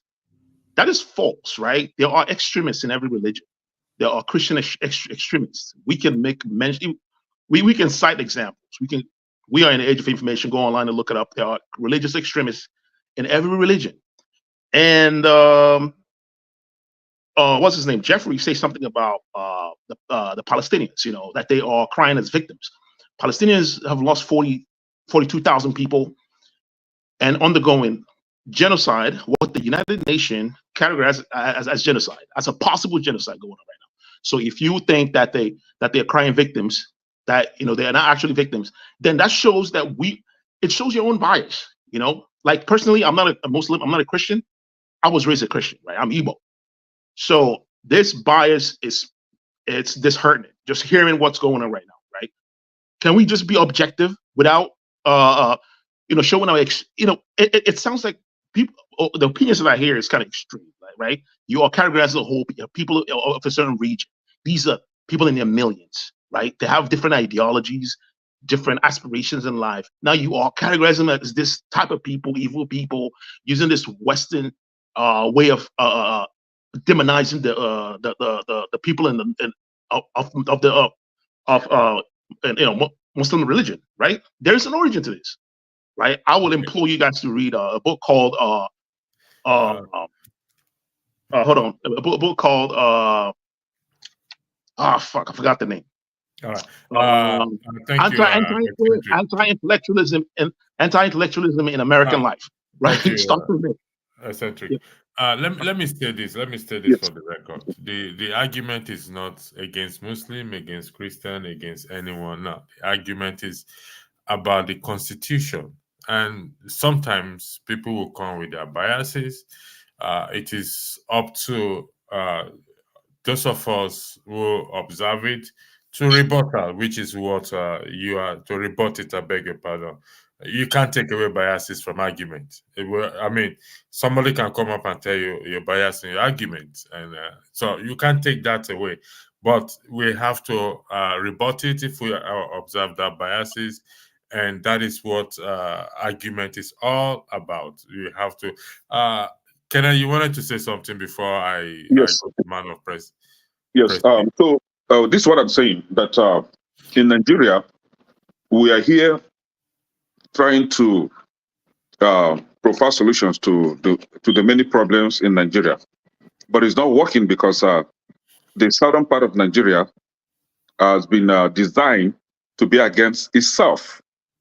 where you have the Yorubas dislike the Igbos dislike the Yorubas, and whatever that we try to do that will be for the good of the southern region, one of us, either the Igbo or the Yoruba, must come against it, and making sure that it doesn't see the light of the day.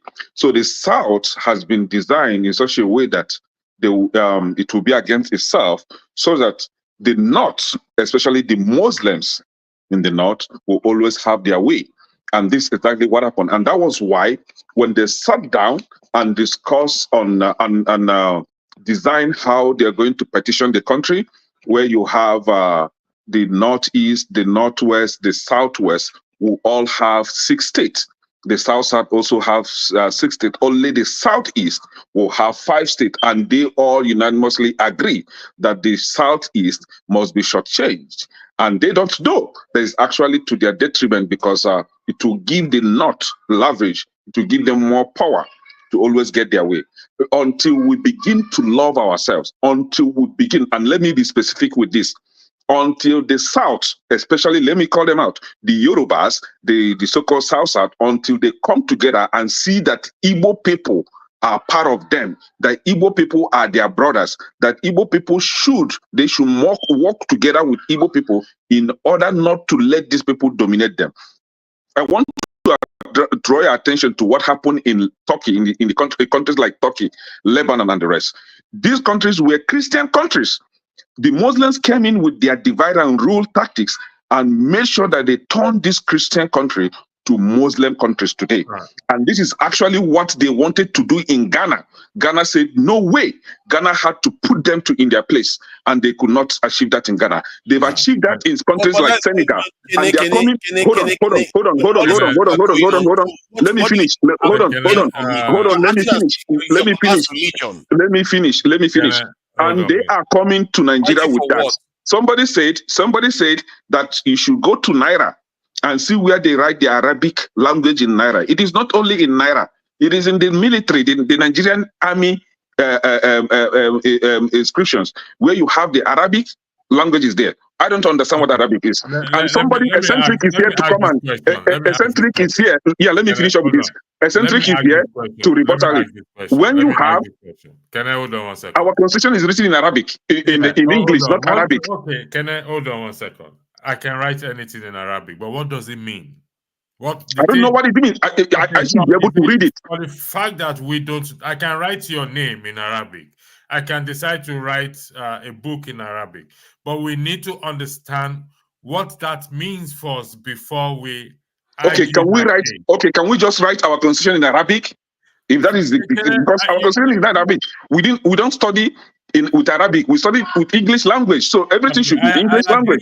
That would be acceptable for everybody. Your argument, but what I'm saying is, the fact that something is written in Arabic does not necessarily mean it's Muslim oriented or whatever. We just need to find out. I could interpret it as Allahu Akbar, because I don't know the meaning. Whatever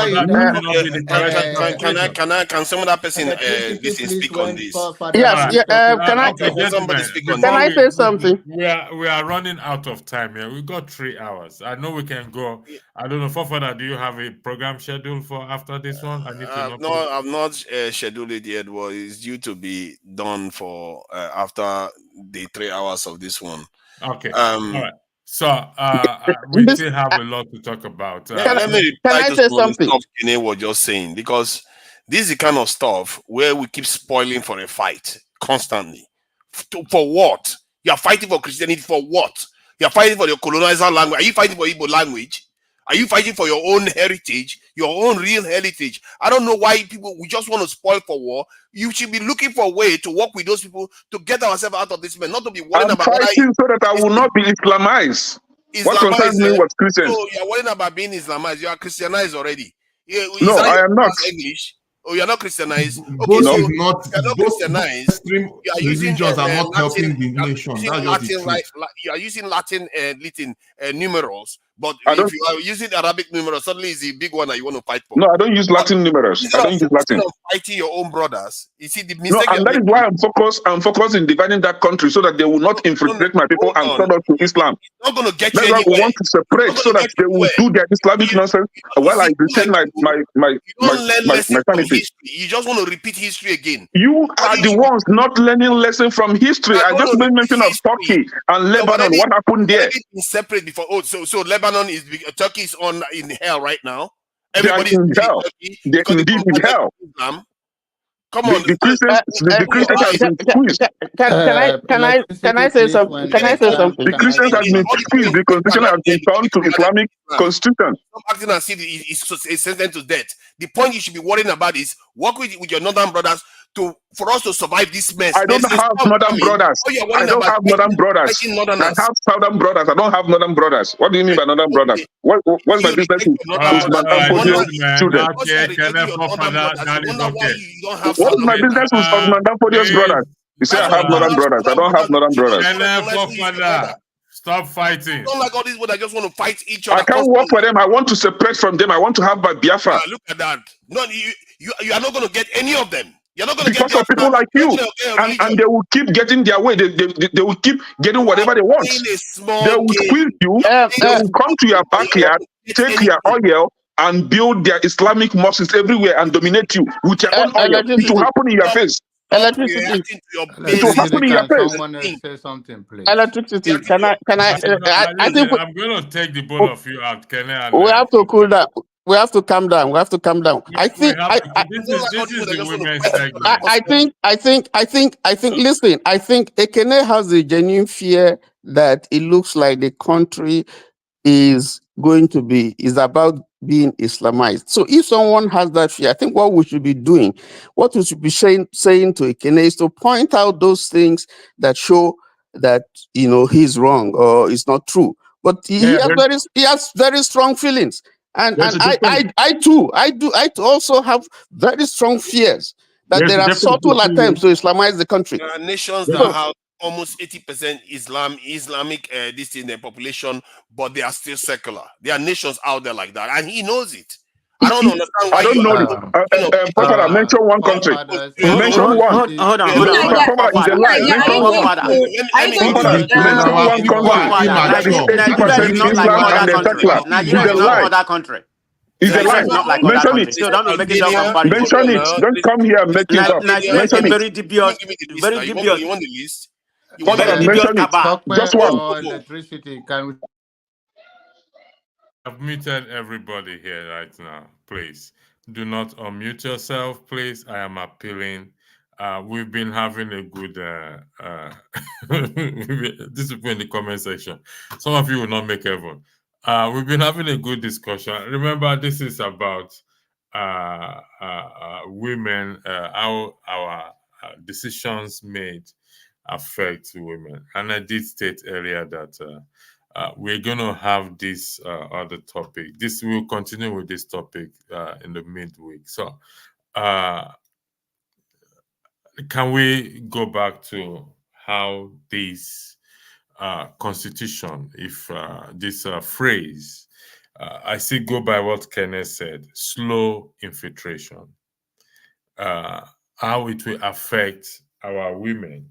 What is the bigger agenda that most of us do not know about? That is what we should focus on.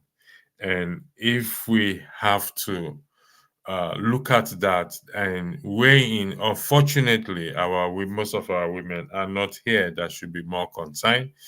And Ovie also talk about pushback. This thing has been, listen, we should not be under this illusion that the people, our rep don't know what they are doing. Anyone who thinks that way, I think the person should get themselves checked. I'm sorry to say this, that those sitting in power, they don't know what they are doing.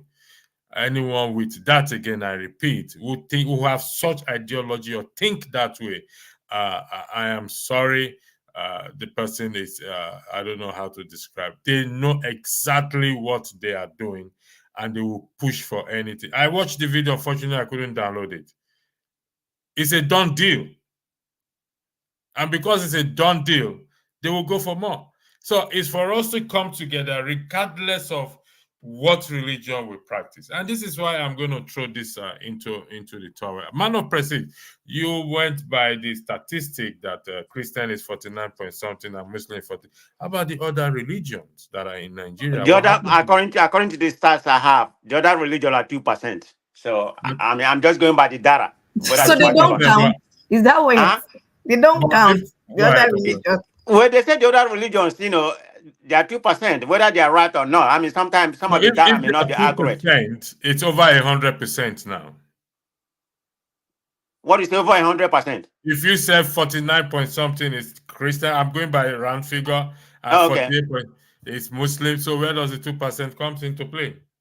49.3% and 48.8%. I mean, I'm just going by the figure. I never really tried to calculate whether I round up to 100%, but they say roughly. They use the word roughly. So, I mean, you know, right. If you add 49.3% and 48.8%. And I'm saying that Muslims in Nigeria are not even up to 48%. Okay. Well, I'm going by what the data said. I'm not telling you what I made up or whatever. I understand you. Okay, yeah, I gentlemen, understand you. I don't want this to become rowdy again. Please, Kenneth, you are part of us here. Kenneth is part of this program for a reason, best part of the moderators of running this program. So we don't want to go to this thing. We need to make this. The purpose is a family oriented. Our constitutions or amendments affect families, because at the end of the day, it starts with family, nothing else again. I have people in the backstage who is not here. Eccentric, are you still there? I'm still here. Okay, yep. Eccentric is there. Jeff, Ovie, are you there? Okay, Ovie is not there. He's not responding. Electricity, you can put me on the backstage. It's okay. No, I'm not putting you backstage. I do. I'm still here. Okay, where are you going? You are the only woman here. So if you leave now, this thing becomes all men. All right, I'll put you backstage temporarily, 5 minutes. Yeah, so that someone else can come in. That's the only reason I asked. Okay, all right. Unfortunately, I don't want to, but man of Prestige, Antonio Jefferson is here. Forefather, do me a favor. I'll bring you back in. Can you step out for me, please? Somebody left. Or who left? All right. I think just somebody left. Okay, whoever the person is. Ovie left. Okay. All right. Now, we need to make this. You see, one thing about Constitution is it's not about religion. It's the book used to what? To governance. And that is what they are doing. And the focus is, look at the question, what would become of Nigeria if Nigeria became an Islamic state? It is a question. Unfortunately, I forgot to put the question mark in the list. What will become of Nigeria if Nigeria became an Islamic state? And the focus is on the women, the girl child, and the family at large. However, we must not be under that illusion that Nigeria cannot become an Islamic state. I know Eccentric argue against it, and some other people argue against it. But given to the present day Nigeria, anything, I repeat, anything is what is possible. So, Electricity, can you not give my time? Let me speak. I don't know why. Go ahead, why you just came in. Yeah. Thank you. So actually, I've been hearing part of the discussion. Honestly, what is really wrong with us? Why can't we have discussion with facts? People just talk the way they feel, what you don't understand, what you don't know. We are too grown for this, man. Educated people. Wow. Forefather was saying some stuff. To be honest, there are a lot of Muslim countries in Africa. Muslim countries, they are not even Muslim countries. Like they don't run other Sharia, they are secular state. Morocco, Algeria, Tunisia. These are all countries that. Don't call Dubai AY. No, hold on. So these are all countries that are actually. How do you really think anybody can Islamize Nigeria? How do you want to do it? Yeah, you see, let's leave all this our emotional sentiment. So Even sorry, somebody AY. hold on.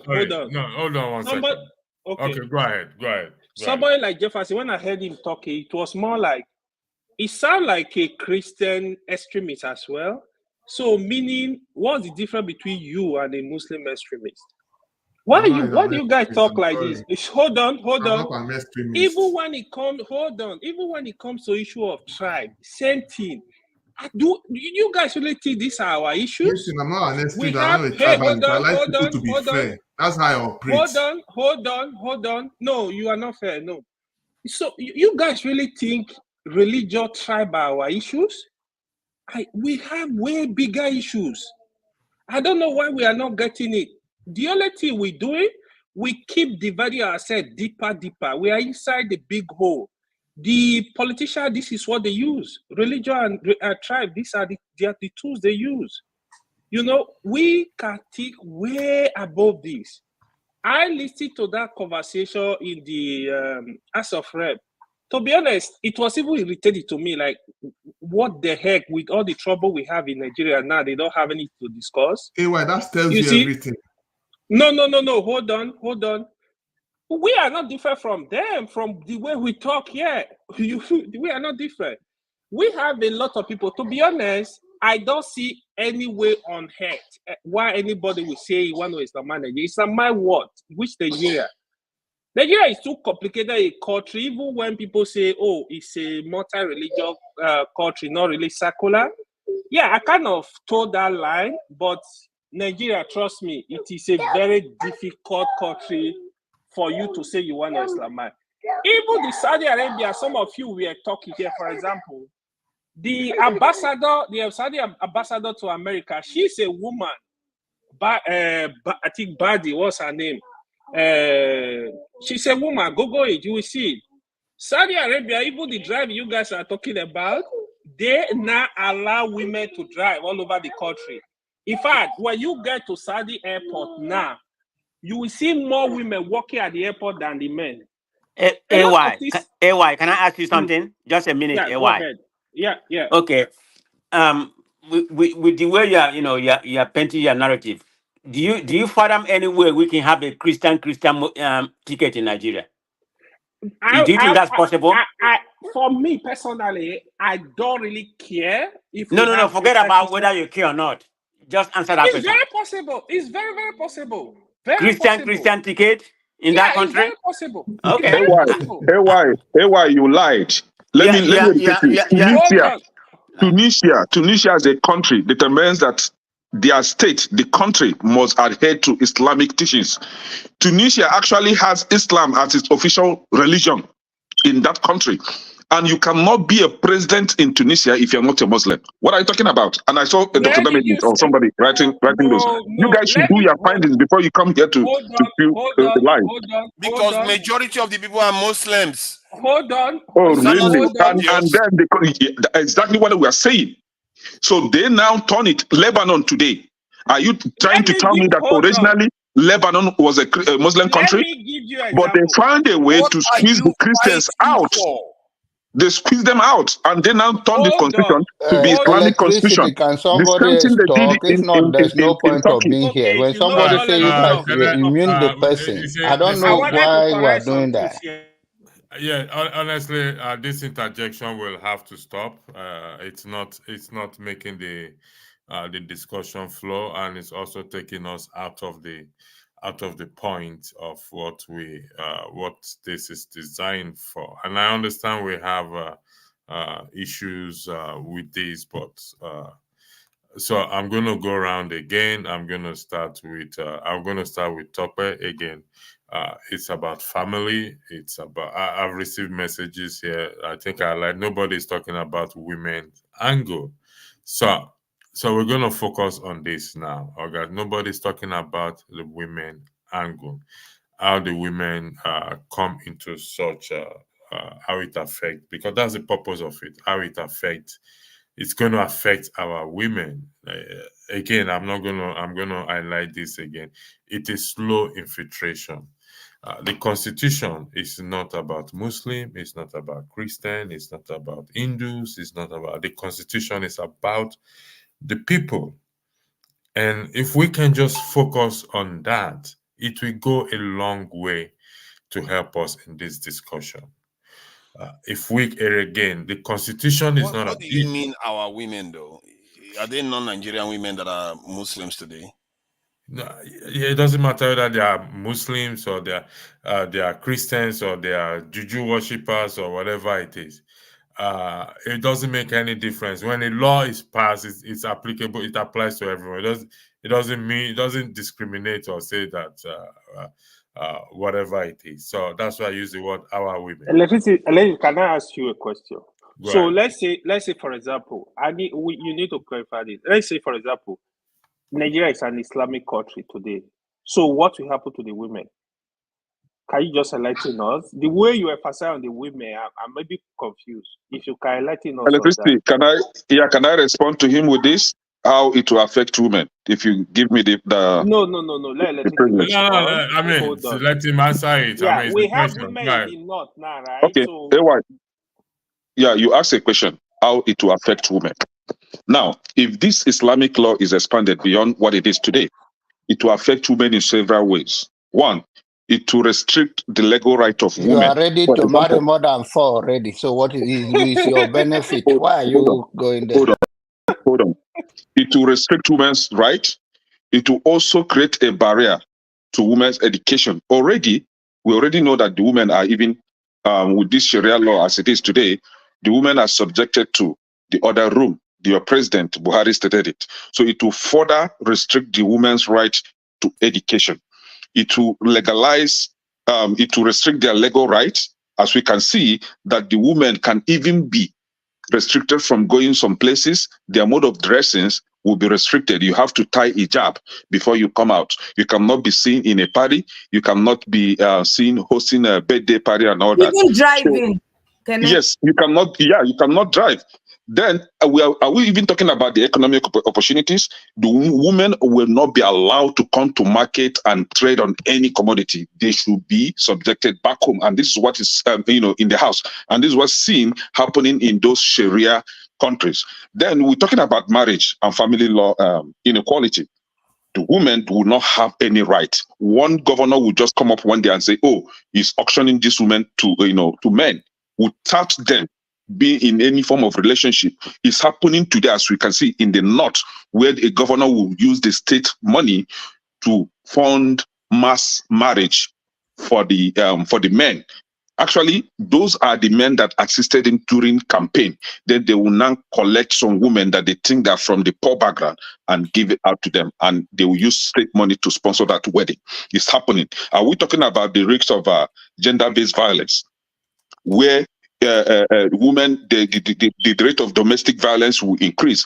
In Islam, in Quran, it is permitted that a man can flog his wife, like put her down and use koboko and flog her as if she's a slave. So it will further increase that.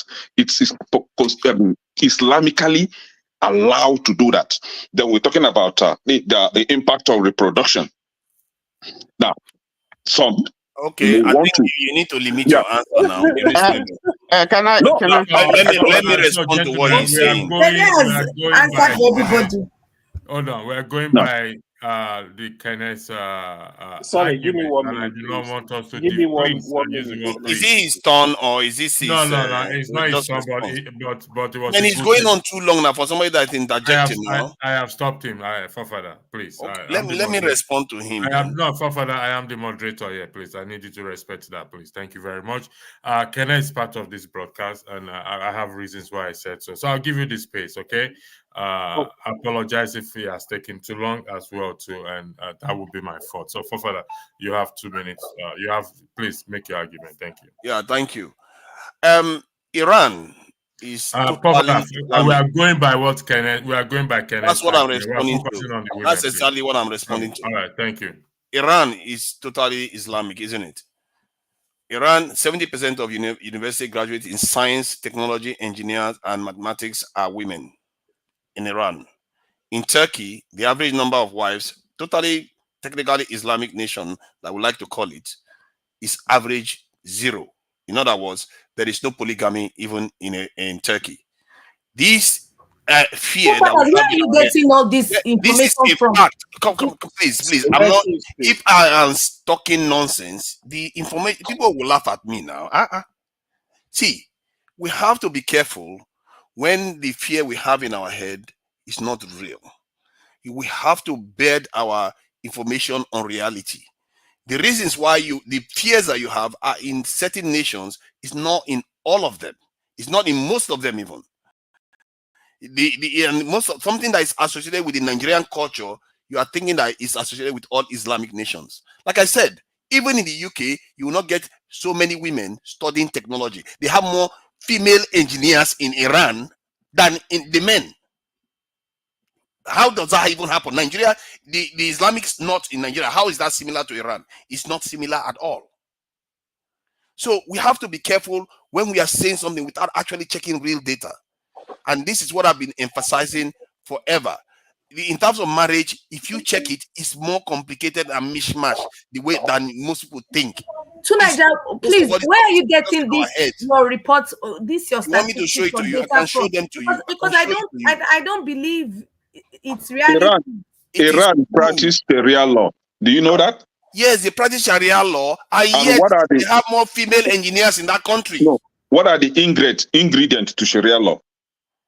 What ingredient are you looking for? Tell me, please, because We I'm are sure talking you're about how it affects women. Now, connote I it just to be told you there are more ingredients in Sharia law. engineers there. Nobody is disputing that. So then, how is it affecting them to How aspire does it affect to whatever women? they want to become? Forefather, can I come in? How does it affect women? That was the There are question. more Asked. engineers in Iran than in America. Women. Yeah, John Abba, do you have something to We're weigh in talking on this? about Nigeria now. Yes, so Then if it's you not give me a Islamic. chance. It's not Islam that is Lady and causing it. It's our gentlemen. culture. Sorry, Hold on one second. electricity. Can we please hold on 1 second, John Abba? Electricity, I need 1 minute. So I No, was AY. talking. Hold on 1 second, please. Okay. John Abba, go ahead. Give him 1 minute. I John took my Abba, minute. I yield the floor to you, please. Can you go ahead, please? Oh, okay.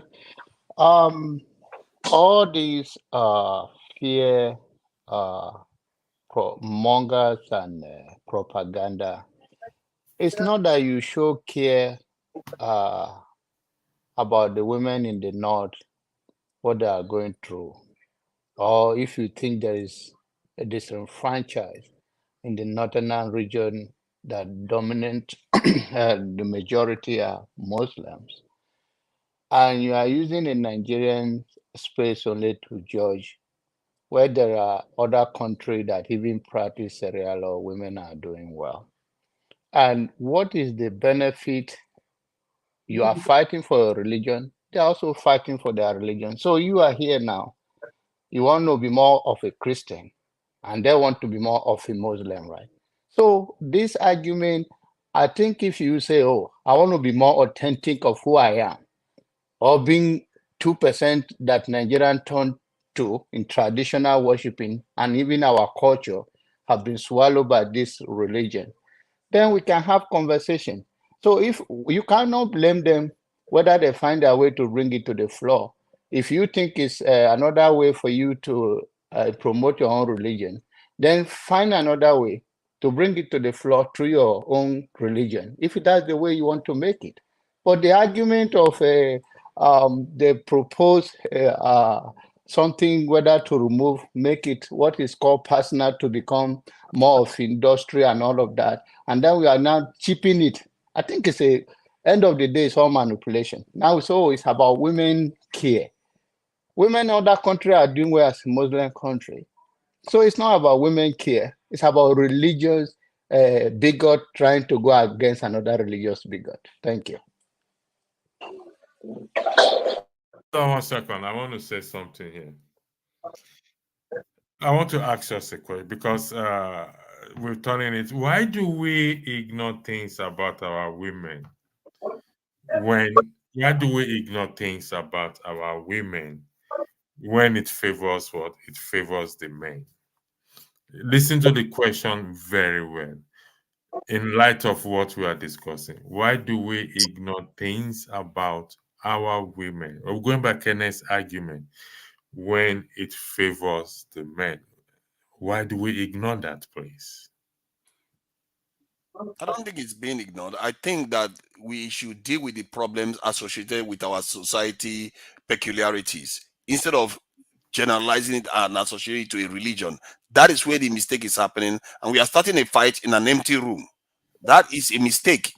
You start fighting your own brothers for what? When you should be dealing with the these cultural issues that have led to this situation and deal with the issues that will help the women. Because in reality, you're not going to help the women when you all start fighting each other. You're just So the women are going to take. that's the question. That's the reason why yes, we're not going to help the women if we are fighting each other. 100% agree with you. So that's the question. Why do we? Because it appears or it seems we are ignoring matters that concerns the women. I have to take off my jacket because I want to get into the ring now to fight. Even though you are not seeing me, why do we ignore our women when it favors the men? So I'm going to start with you, John Abba. No, John Abba, you just finished speaking. Man of Prestige, are you there? Okay, man. Tokpe, you are a woman. Why do we ignore things about our women when it favors men? Okay, because that's just part of our DNA. That's just how we're created, to always put women in the back seats and allow men to be in control. And to be honest, I agree and I support every single thing Kene has said 100% on the impact of gradually and slowly Islamatizing Nigeria, the impact it will have on women. We can move around now wearing jeans. By the time you gradually turn Nigeria to be an Islamic state, we won't even be able to do that. I remember my experience serving in the north, in Zamfara precisely, and going to the market with my NYSC shot and being stoned. And then you now want to turn there the you go. country and make it legalize the country to be an Islamic state. We all know what happened with Boko Haram and the Chibok girls' education and all that. Yes, this is what is going to happen. It will have an impact on the girl child education. They're just going to keep girls in the houses, in the kitchen. Tonight, I really don't understand that your data on Tunisia and all those Turkey and all those countries you are saying you have engineers, you have this as women. All that is just paper. We're talking of reality, what obtains. Talk by it's not just paper. Go online and confirm that information to Nigeria. It's not just paper. Let's leave emotion and deal with issue. Let me ask this question here. How many governors? Anyway, there is a question. Hold on. That is a good question. There is a question on the floor. It seems you restricted some people. We are not on a free for all. I think we should follow order.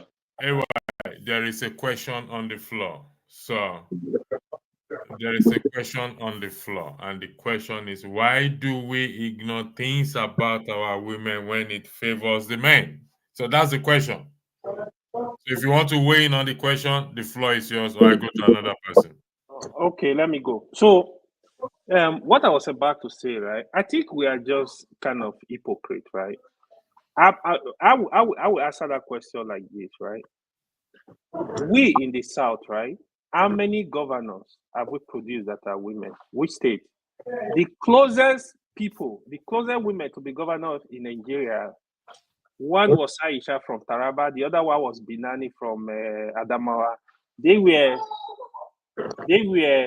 a very close to be governors in Nigeria. No major party in the South has given a woman ticket, PDP or APC. Check me.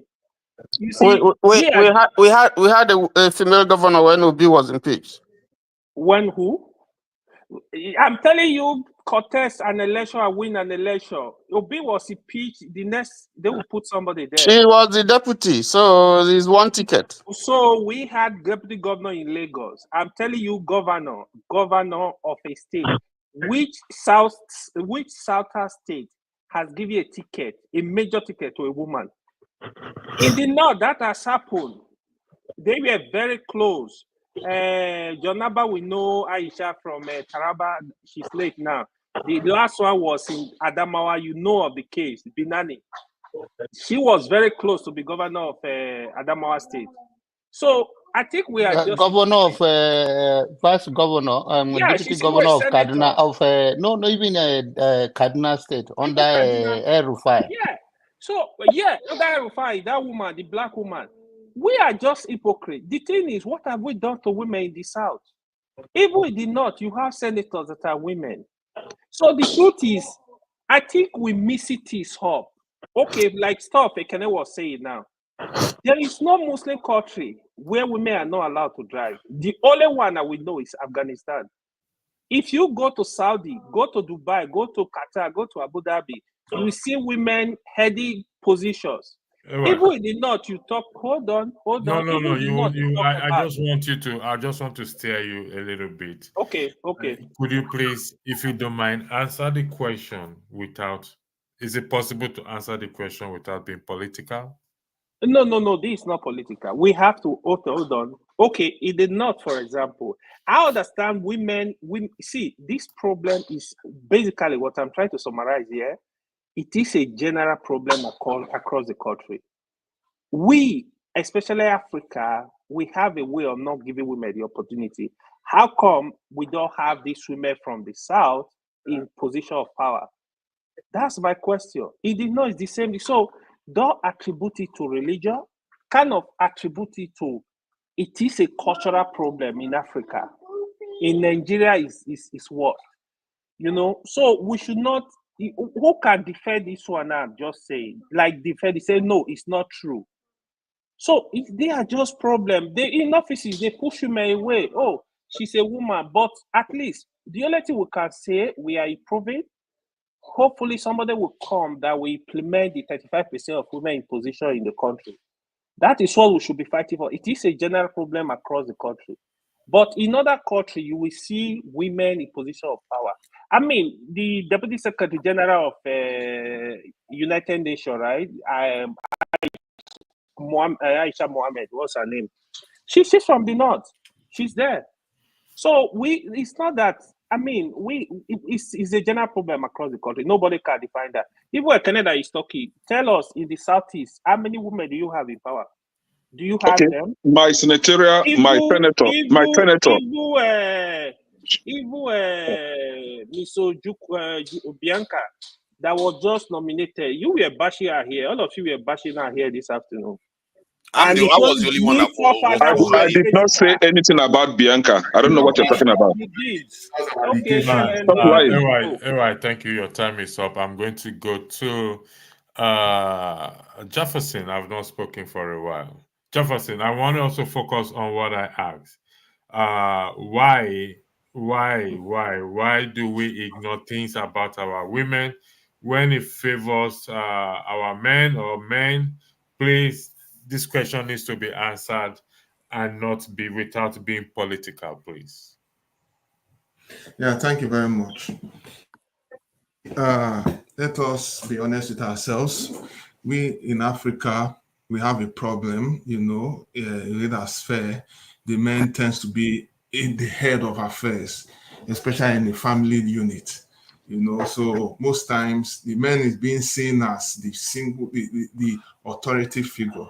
So, and because of that mentality, which is also inscribed in our religion and our way of life, we tend not to listen to what they are doing. In a way, I don't want to speak for, because most regions are behind stories, and of course, it's across. We know fully well, especially in terms of power, across the country on the narrative, you know, some men don't want women to be in charge. So it's a thing that we really struggle with. So I think it just has to go. But again, too, some men also feel threatened when the woman is in power, which I feel is not good. Me, I can speak with my own little life experience. Me, I always love a situation whereby a woman is properly in power, because once a woman is in power, she can be able to also cater for the children and also make good decisions, you know. So that is my own view. I think it's a stigma, and unfortunately, men who are oppressing their women and making decisions, they don't really know the pain that they are causing to them. And so that's why the society is kind of delinquent on that regard. So may I stop here for now. Thank you. Jefferson said something that men feel threatened when women are in power. If you welcome to the show, let me start with you on what Jefferson said. Do men feel threatened? I'll put it in the form of a question. Do men feel threatened when women are in power? Okay. If you are you there? Yeah. Hi. Good Okay. evening. Good evening. The floor Yeah. is Hi, yours. guys. Ask your question again. Jefferson said men feel threatened when women are in power. Can you weigh in on that, please? I don't think so. Unless you Okay. don't trust yourself as a man for you to Okay. be threatened by a woman. I don't think so. No, it's not. It's not about me. Actually, it's about. I'm speaking from generalities. I'm telling you, it just I think perception. I think it's generalization. Yes. But I don't think so.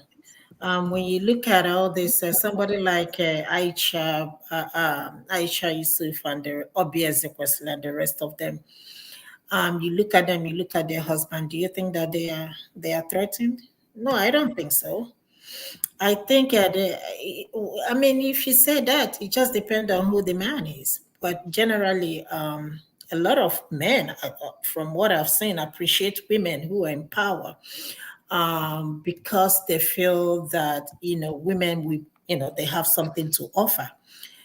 Not all the men feel like that, but I know some men feel like we don't have anything, other than that we belong in the other room, or other than we belong in the kitchen.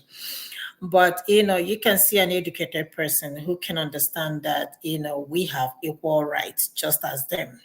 Um, and know that there are certain positions that you put a woman will thrive in that position.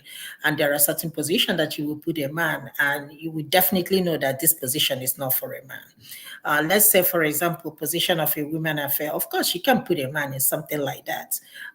If you put a woman, of course, she'll be able to handle women better than any man. But of course, we live in our society. Our society is different compared to we that are in diaspora, where we see that women are more respected compared to our culture. So I can see where Jefferson is coming when he makes that statement.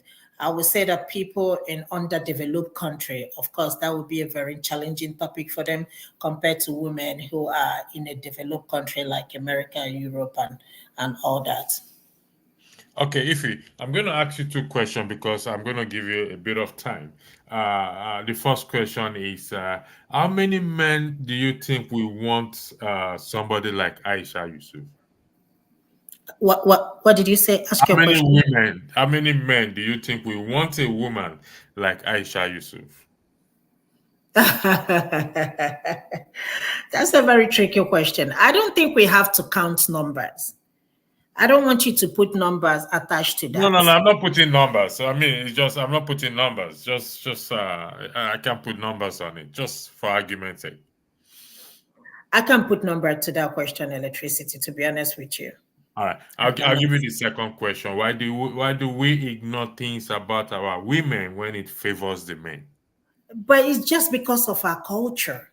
We know that our culture doesn't favor women any way you look at it. I can't tell you there is anything in our culture that favors women. Just tell me one thing.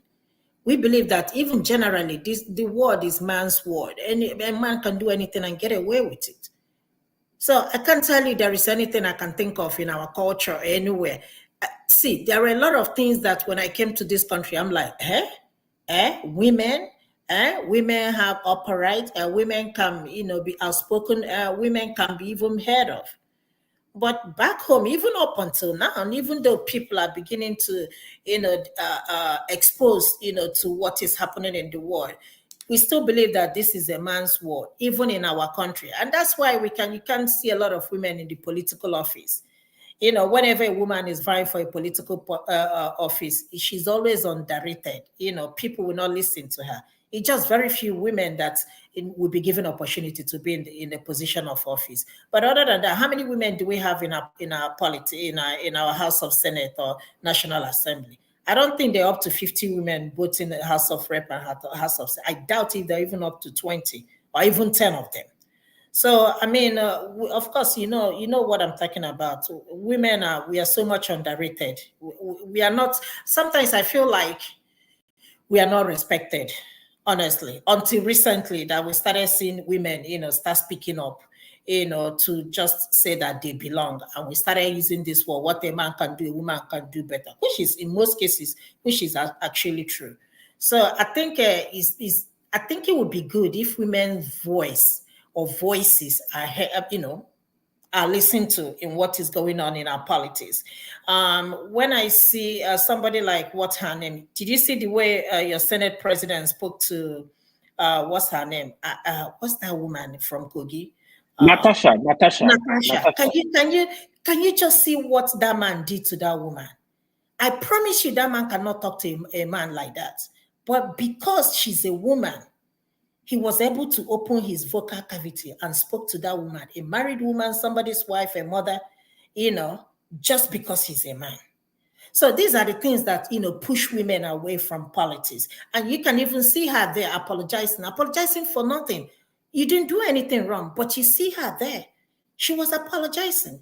So, it's gonna be very difficult for women, to stand up in our society to say that, their voices will be heard. It just maybe one or two, but I don't see that happening anytime soon until we remove this mentality that this is a man's world. Other than that, we will still be, men will still, be who they are, thinking that, this is their world. A man can cheat on a woman and still be okay. But a woman cannot cheat on a man. They will tell you to go back to your father's house. But you know what I'm talking about. So I don't think women, sometimes I feel that this world doesn't favor us, to be honest with you. That's the way I see that. All right. I'm gonna turn the question around now. Somebody said in the comment, I just want to read the comment section here. Let me just highlight it. I take it as a joke. And one of the main reasons Kamala Harris may fail in the United States is because she's a woman. And I agree with you. That is the truth. That is the truth. Let's hold on. I need to. That is a fact lie. That is a fact lie. Okay, can everybody hold on? Canada was calling Kamala Harris solo show. Yeah. Oh no, She was an Olo show. Can I disregard what AY said, please? Can I please? AY, I will. I said it, AY. Can I please? I'm appealing. Can you disregard what AY said? Please, we don't want to go there. This is not the place for it. But electricity, that is exactly what I'm talking about. Because some men feel that women are toys. And these are the same men that live with women at home. Okay, Ify, I understand, but I need to ask a question. We can come back to that later. I'm not disregarding that, but for now, don't let us go there. So this question is to our men. What about our culture? What is it about our culture that favors our women? I think... I'll start with you, Forefather. Yeah. Yeah, thank you. Can you just name one thing that favors our women in terms of culture, please? That favors our women. One thing. The fact that the men do anything for a woman, and they fight and die for their women, and that's why many African women and most women around the world love the Nigerian men. So that favors the women. The truth is that the idea, the where we are in society. Whoa, go back again. Start from the beginning. Let me hear that again. You see, the Nigerian men take responsibility for their women. They take care of their women. They ensure that they protect their homes, and the women do okay. And they basically do their traditional masculine roles. Even What if do it you leads mean to by their traditional masculine role? I'm going to interject you a lot. protection and provision, and they do that very well. If you insult a Nigerian man's wife, you are going to have a problem. And a Nigerian man's wife is often protected, and they take responsibility to provide for their women. Some of them even do that at their own personal detriment. And no man in Africa and majority of the world, I don't even know how many, can compete with a Nigerian man's ability to care for their women. And I think that aspect is often lost amongst when we're having this sort of conversation where so women always feel like things are designed against them. But the data is not necessarily supporting it. And part of it is because the things that are associated with women we have been brainwashed to think of those things as undesirable. Those things are anti-civilized and stuff like that. That is what is been associated with. Hence, most women push back against things that are feminine. You heard what Ify said here just now, that things in life don't favor women. If you look at the data, it doesn't necessarily support that. Men have shorter life expectancy. They live harder lives. They barely have partners. Many of them sometimes don't even go on to have a partner until a lot later in life. So like the man's life is difficult. Nobody is telling the men, talking about the man's life.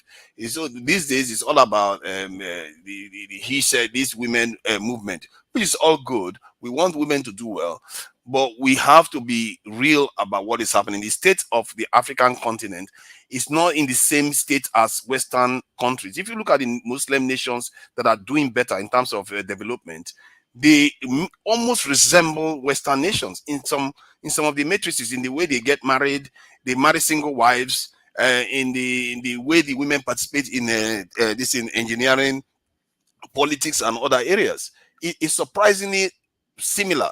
In some areas, like in engineering, like in the case of Iran, that is totally Islamic, it surpasses what the West is doing. So it's not most of all these things is based on the level of development within your society. And where we are in Africa is way behind.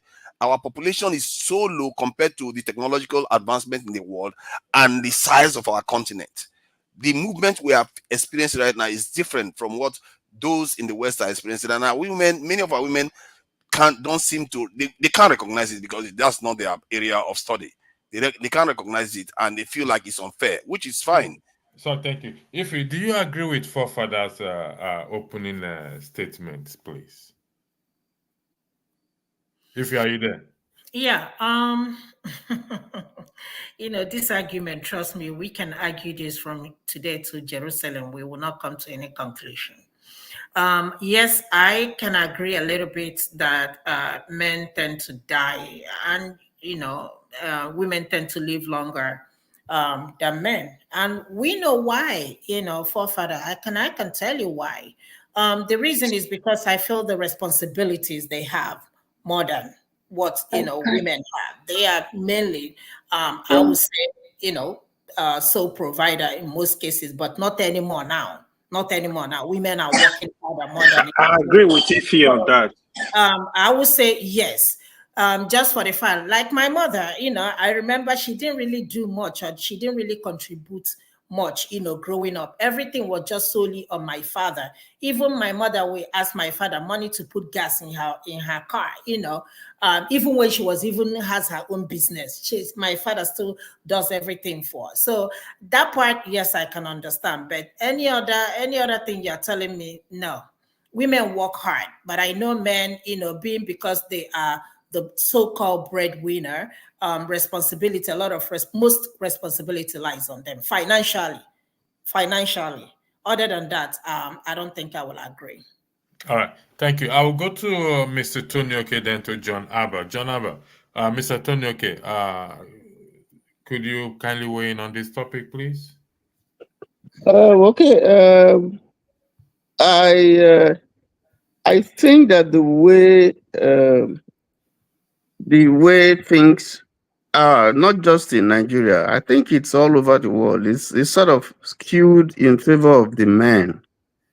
If you come to Nigeria, for instance, when the woman is married, he answers the man's name. You know, some places, because of cultural issues, the man feels that it's better to train the male child rather instead of the female child. You have religious issues also that tend to put the women down and put the man ahead. But if you look at developments now, I think women are beginning to take, their places. Women are in many places now, you see women being the breadwinners of the families. You see women doing stuff that hitherto were done by men. But I think that there needs to be a lot of activism by women. Where in some places, some countries like Nigeria, you have affirmative action that now provides, some positions for women, maybe in governmental offices and positions and so on. But I think that the other thing I want to mention is that when we're talking about Islamic countries and Sharia and all that stuff, I think there's a whole difference between a country that is predominantly an Islamic country that runs its policy based on the principles of Islam. There are other countries that are majority Muslim, but they don't operate, they don't run their policies as an Islamic country. And in those places, you find that women have much more leverage to do almost everything that men do. So I think that it's not just limited to Nigeria. America has not had a female president up to now. How many years after independence? And you can count the number of women who are senators, in the Senate. So it's not just a Nigerian problem. It's just it's just a problem that women are struggling to get out from. And I think that there needs to be a lot of activism. There's a need for government intervention to empower the women. So, because women also, like the saying goes, what a man can do, a woman can do much better. And I have a wife, and I can speak to that. So I think is one area that we have to look into. Women have been disenfranchised. In some places they can't vote, even up to today. But things are changing, and we know that women take more, I can speak from myself. Women take care of their parents more than the men. That's I speak from experience. So I think those are the areas where we can, and then the women should also rise up and speak for themselves and grab it, because nobody's going to give you anything. You have to grab it. You have to go for it. Because the men won't let. The space is narrow, is highly contested. And so the women also have to come together and go for it, and they have to take it. Let me stop there. See, our men are so generous. They are saying everything the women want to hear. They are so generous. No, I don't think it's generous. No. I don't think it's generous. Okay, but what I think is this, is Mr. Tony. Yes, women can come together and fight this and that. But do we not think we men will consider them or see them as rebellious? Let's see if can I go now. Can I go one minute? All right, hold on. Let me just try to answer that. I once listened to a man many years ago. I think this is in Anambra State. The wife was the permanent secretary. Yeah, the wife was a permanent secretary, and the man works. I don't know, but by sheer coincidence, the man also works in that ministry where the wife is a permanent secretary. And the man, I think, was a director or deputy director. So they were asking the man, how do you deal with this situation where you are the husband, but you're under your wife? So it was kind of funny. But the man said, well, in the office, the woman is the boss. But when we get home, I'm the boss. So, but I think that we are seeing some improvements in this area. Women are gradually, taking up positions, and we see it all over the world, not just in Nigeria. But it will take some time. But like I said, the women too have to help themselves, because there's still this inferiority complex by some women that their position is in the kitchen. I once listened to PMB, the former president Buhari, when he was asked, there was a question he was asked concerning, and he said the place of his wife is in the kitchen. And that's old school. The place of the woman is not in the kitchen. She may be in the kitchen, but her place is not in the kitchen. I'll stop there. Thank you, Tony. In the final submission, Yeah, can I? Okay. Oh, now you cannot call me to talk No, again. John Abba, sorry, go ahead. I called you earlier. Go ahead before we go to the final submission. Apology. Go ahead. Okay. I'll keep it brief as always.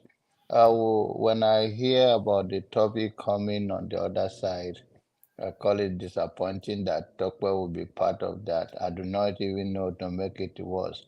A hypocrite like Kene will be part of what is promoting women are fair. And this guy is brutal in approach. I don't know why we Jonathan, don't. how Can do I I become finish? a Can I hypocrite? finish? Nah. No, can you tell us how I become an hypocrite? You see, you are And I full hold on of one second. distraction. You don't have temperament. That's what my brother is. I'm coming to meet you in Atlanta. We'll have a lunch together. I have even a good cook that I'll take you out. Don't worry. Let me finish my talk. Janaba, include me. You're Go ahead, welcome. John Abba. So the issue is that there's what is called empathy. Do to order as you want to be done for you. There's what is called substance, and then the force of impartation. It will always reflect who you are before it can make impact. You cannot say something that you don't believe. Like, I don't want to go back. So many things you have mentioned in the past, and now you are part of this who sponsored tonight, or part of the organizer of tonight issue about women. What implication as this thing go gradually? If you work on yourself and mind your own business and know that religions and ethnicity, it shouldn't be issue that we look at each other. The experience of Tokwe, I'm sorry you have such experience. That can speak value, because you can take people's experience from them, that he was wearing a NYC cloth in one part of the state in the north, and she was stoned. And that should make you an advocate for the struggle of other women, especially the northern women, if at all, if you think that is what it is, but not to be following Kenneth talking this talk. Kenneth is not in that place with you. Thank you. Okay. So let me have my time, please. Can I hold on? You get your time. You'll be the last speaker to speak. Let me go with Forefather in the closing argument. Forefather, Mr. Tony said. Hold on. What about me? Like, I'm still here. Yeah, eccentric. We're going to final submission. I'm So taking you notes. you just make your final submission. Mr. Tonioke said women should help themselves. Actually, let me start with the women. I'll start with Ife. I'll start with Topper, then Ife. Then I'll go to Forefather, eccentric. Now I'm gonna jump Mr. Okay, then Jefferson, then Kenna will be the AY, then Kenna will be the last speaker. Mr. Tony said that women should help themselves, should try and help themselves in this matter. So, how can women, you being a woman, how can you women help yourself in this matter by becoming a force to reckon with in this challenging world of men? You asking me? Yes, ma'am. Oh, it's very difficult. I'm not gonna lie to you. where some of you guys, some of you, even people in this panel here, think that we are toys. And let me tell you something.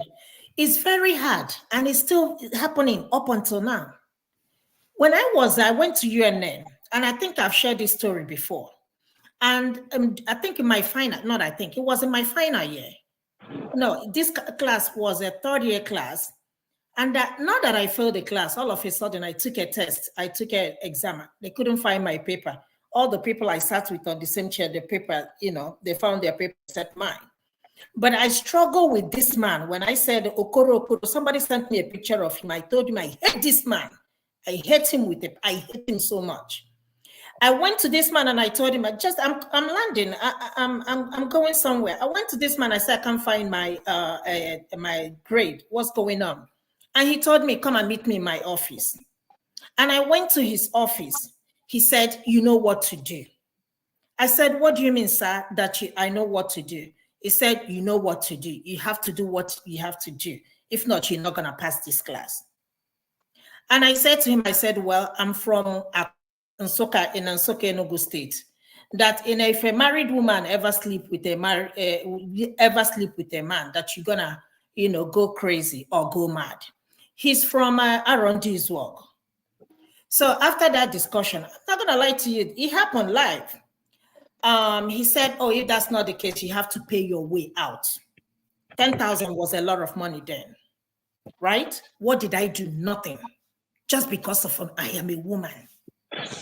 When I think about it and when I talk about it, I still feel pained.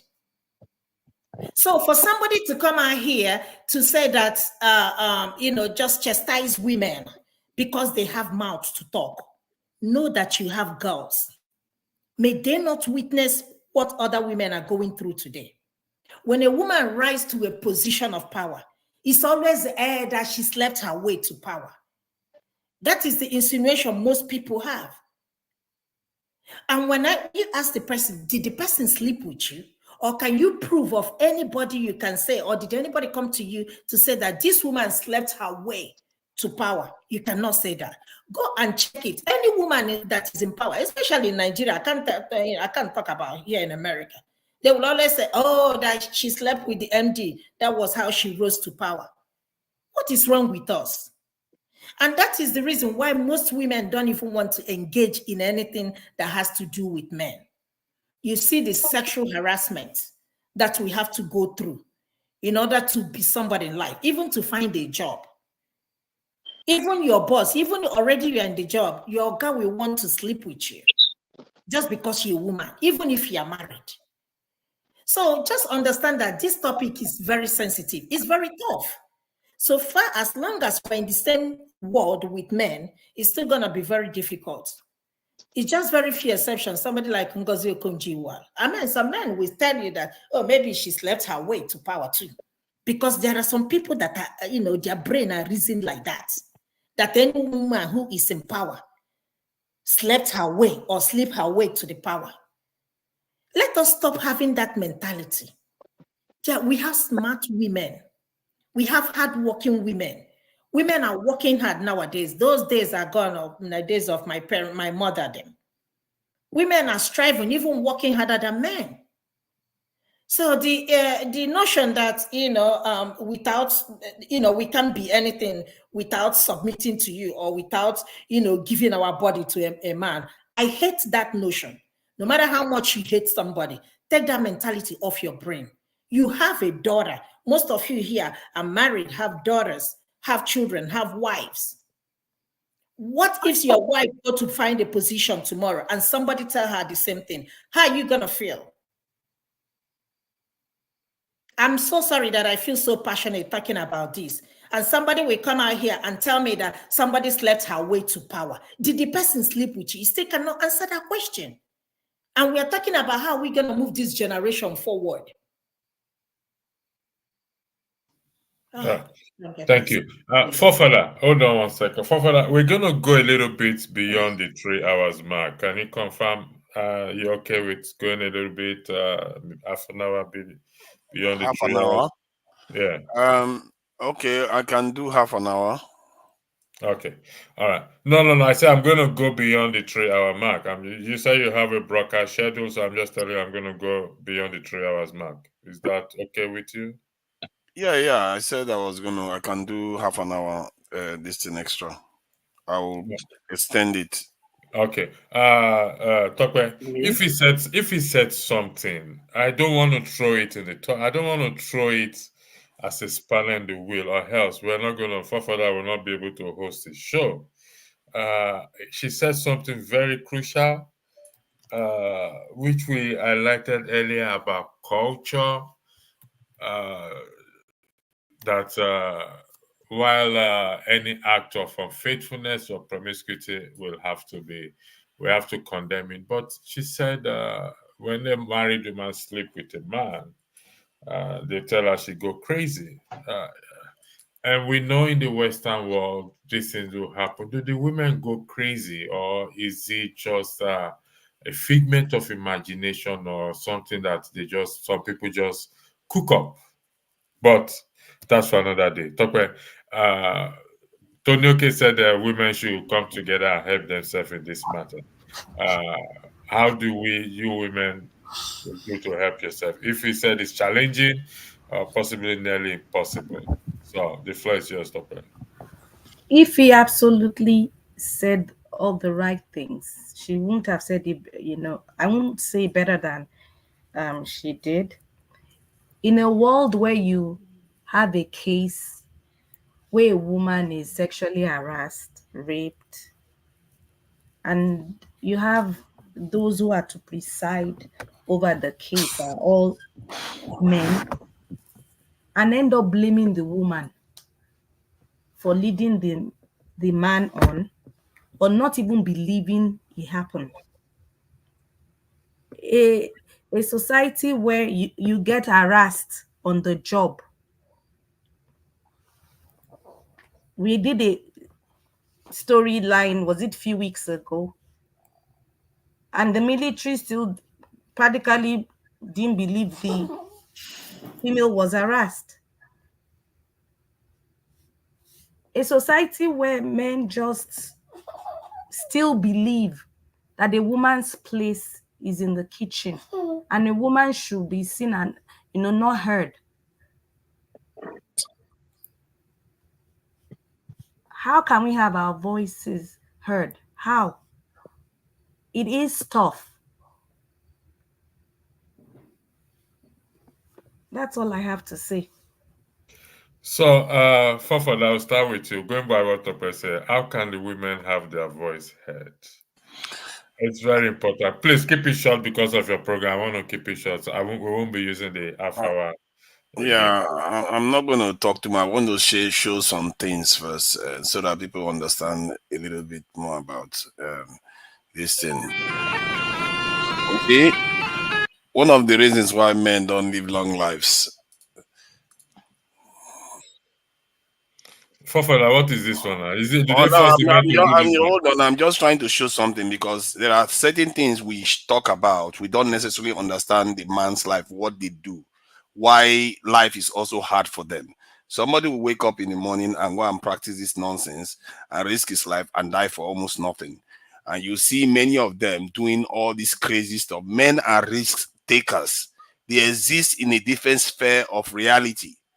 And when women want to be like them, you are fighting against a force that has been shaped by nature. I'm showing these things for a reason. Now, there are many of them like these men taking risks because they can afford to do it. They are expendable. But women cannot afford to be doing this type of things because, hey, guess what? Who is going to be with the young ones? Who is going to have the children? Men can survive. One man can survive and have many children, but women cannot do that. Hence, why nature has designed men to take risk. Why women want to be like men is a lie that the Fafada, West where has are you told us. actually taking us to now? I don't Let me finish understand. my point. Who Let me Nigeria finish is my an point. Amish Hold on minister, now. Let me finish the my head of the complete Amish point here community. because Okay, it go was ahead. said that men were being society is unfair to women. And now the most grisly aspect of it, these are Russian soldiers. They were kidnapped, they were caught, and they were all executed all in one go. The point I'm trying to make is that These are kind of conversation they're having these days about women want to be like men. These days, you can't even go on the road. You can barely can tell the difference between a man and a woman. And now, because women have bought into the idea that living in a man's world is a good thing. I don't understand though, because if you look at the world that you came into, that is just a construct, a social construct that they created for you from the West. That is not how your forefathers, your foremothers, and the mothers and your mothers of your ancestors actually lived. They lived their life having kings, creating nations, and they don't necessarily participate directly in terms of going to the field and going to die. They just walk in after the whole job is done. The truth is that men function in biological terms as appendages of women. Make no mistake, that is what is happening. But somewhere along the line, the women have been convinced that their lives are not worthy. These people are the ones that give birth to all the kings of earth, all the warriors in the world, and that dominated the world today. Somehow they've been told that their life is not worthy. What they are doing is not worthy, and they are buying into it. Personally, you can say you don't want to be you don't like to be a woman, no? But if you look at the true lives of men, it's not pretty. If you look at the most hazardous jobs in the world today, even till today, it's mostly the men that are doing it. If you list the most hazardous jobs that women do, it's like nursing. This is, I can read them out. It's not the same. I don't think in terms of Islamic law, the reason why we are having problem with the North is a cultural aspect. If you want to deal with that, go in there and address that cultural aspect that is marginalizing women in any kind of, let's say, any specific rule that is, like in the terms of foreign women marrying foreign men and they are not allowed to be citizens like men. That doesn't seem fair, does it? That one you can address it. Those are the things you can address it. But the general statement, like the way if he said that men's life and women's life are unfair, it's unfair to them. I beg you not to see life that way, because you are losing something that is far more precious. Because the life of a man that you are envying is not anything to be envied. They don't live long, they take risks, their life is all full of rubbish. Most of the time, most of the men, the ones you love are the few. Most of the men love the few, most of the women love the few that are successful. Most men are not. Maybe society today is trying to help to level the playing field, but we have to see things for what they truly are. It's not necessarily about religion, it's about where we are, it's about specific things. You have to go specifics. Let's not make it about religion. It's a cultural thing, and that aspect of our culture that needs to be addressed, we have to address it. Not generalize and make it look like men are just brutalizing women all over the place. Our men are very generous. You can see that on this panel. They are very, very generous. They are willing to open the door and allow any woman get their way. I am for it too. I was practically the only person on the panel that was supporting Bianca's this appointment as that minister. Instead, other people were playing politics with her, talking about how because she's Ojuku's wife and all the rest of it. They never really saw the woman for what she truly is. But at the same But time, Popala, don't these you men think that come is here a and start acting as if they care too much about women. Sorry, go Popala, ahead. don't you think that is part of the cultural problem we're talking about? Yes, women give birth to kings. They equally also give birth to queens as well too. Yes. And it is the same men at the end of the day that actually put them down. Will you agree with that? But the same men that lift them up. You see, the same men are the ones, if you insult a man's father, they may not be offended, but insult their mother, then you see their reaction. We don't see that, do we? We don't see that aspect of our society. We choose to see the part that we denigrate our women all over the place. It's just a reality that I'm trying to shed light on. Eccentric, I will go to you. Maybe you want to challenge or you want to weigh in on what Father says, then go ahead. So, yeah, I'm not challenging anyone. If his story kind of, kind of like it kind of it hurt me, right? And I was thinking in my head, like, what can we do to like,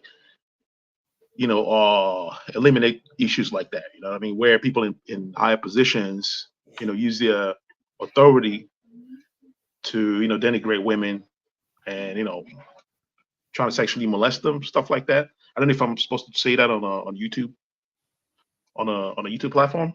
But what I'm going to say is, in general, right, our society is a patriarchal society, and I believe, because I haven't really done any extensive study on this, I believe that Sorry, our eccentric. patriarch. I just want, sorry, I'll give you. I just want to share good news with you. Pastor said it's on strike from this platform. Can somebody shout hallelujah, please? That's amazing. Let's go. Can somebody please shout hallelujah? Pastor is on strike, please. Wow. Amazing. Please come. Let's He's the go. one that drive views down with his argument God, and his amazing. blaming us. Anyway, essentially continue. Sorry about that. I just chipped that in Anyways, as a joke. yeah. So we have a patriarchal society. We live in a patriarchal society, and I don't know if patriarchy was the way things were before the colonial masters came, because I believe the colonialists, like the British were extremely patriarchal, right? Um, they were extremely patriarchal, and of course, the religion that we were imposed with, our patriarchal religion, like Christianity and Islam, and most of this Abrahamic religion or patriarchal religion. If you look at the religious icons, Jesus, God, these are all men, right? And I think I think the society is making progress, right, in eliminating all this patriarchy in our society, and in many forms that they come, right? Like for instance, in the United States of America, believe it or not, women pay more in car insurance, and women, there's gender pay gap, and of course there's a gender pay gap in works, and of course in insurance, health insurance, and all that. You can look it up in peer review. I mean, there's progress being made, right, in the West, and this is global issue, right? And we are making progress as humanity, and I believe that Nigeria will make progress with the minds like we have, right? People like us, I believe there are people like us out there too who are championing this cause, right? I believe that we're going to make progress, but I want to point out that this is kind of ingrained in a lot of it, ingrained in our society, in the fabric of our society. This patriarchy thing, it's in our education. Most of the people that we credit with a lot of discoveries and inventions are men. We barely talk about women inventors and like physics and chemistry and women astronauts. We kind of glaze through them and don't, elevate them the way we elevate men. Like someone mentioned here, Kamala Harris. She's been attacked for being a woman. Like I've seen that, which is, which is kind of terrible, right? She's been denigrated for being a woman, that she slept her way through through her position and all that. And I'm like thinking, like, I mean, Donald Trump was just charged for sleeping around, right? He slept his way, right? Like, why are we not talking about that, right? And we need to actually look into a lot of things that we don't pay attention to, right? Like I said, our religion, our education, and of course, the microcosm of society is the family, right? We can raise our kids in ways where this patriarchy thing would be eliminated from their lives, and that cycle can continue. There's a role that we can play, and also when it comes to position of authority, we need to have more women in authority. Like for instance, if the majority of the women in the university education, in administrations, and all women, if it's like 50%, let's just say 50%, I think that would kind of bring some kind of change, right? We won't have this issues where men ask the female students for sex to give them high grades and whatnot. So and it sounds easy, but it's not really easy, because women give birth, right? Most of the times, women in their 30s and 40s, the reason why there's gender pay gap is because women, when they give birth, they don't work full time schedules. They work lesser schedule than men. They Can go on you a round up closing, please? okay, We don't have much time, please. Thank you. let me round up. It's a dicey situation, right? Women give birth, and they work. Saying that women wants to be like men, it's kind of like a terrible argument. You know what I mean? Women perform a lot of roles in our society. They give birth, they raise our kids, and also they work, right? I believe in the future this will be dealt with, right? Science will deal with this, will deal with this issue. But we have a role to play. So Nigeria, patriarchy in Nigeria is a huge issue. We should not neglect that. It's a huge problem, and I believe that we can play a role in solving this problem as little as we can, even though we don't have positions in the political offices. Can you If round there's up? something that we can do, if there are resources out there, right. someone can share it. This is something Thank you. that someone like me, I'm interested in that, and I believe all of us are interested in that. Thank you. All right, thank you. I'm going to skip Tony OK because we're going by his question. I think John Abba also have made his, if I'm right. I'll go to Jefferson, then AY, then Kenneth. So Jefferson, can you make your final submission, please? Yeah, regarding, well, we don't need to be told, but Eccentric is right concerning the unequal pay gap. It has been an issue in the United States, but I know that on the global scale, even with the help of the UN now, they are trying to reform things, and within companies, they want to make sure that at least women's rights are respected. That's why, if you notice, there are so many women groups on the global, and they have days, holidays, and events for women. It is highly personal because of the trauma that majority of them has gone through. However, too, I would also like to say that within the women's sphere too, some women are equally not helping matters. How do I mean? Some women are also contributory to the downfall of other women. So it's because at the end of the day, it's just how I put this, when women have been oppressed, they have been brutalized, they have been manipulated, and they have been taken advantage of. On that note, since they have been taken advantage of during that period, they are supposed to fight and say no, and not to continue in that skill, or even give in, because some cases, some women have given in, and some women have also seen it as an and say, okay, I beg, after he will do whatever I want to do with me. It has happened. So, and it's not a good thing.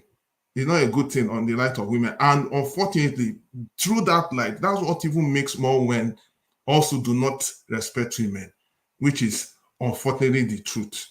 But however, I know that it's a continual fight, and my wish is for women to be continued to be more empowered.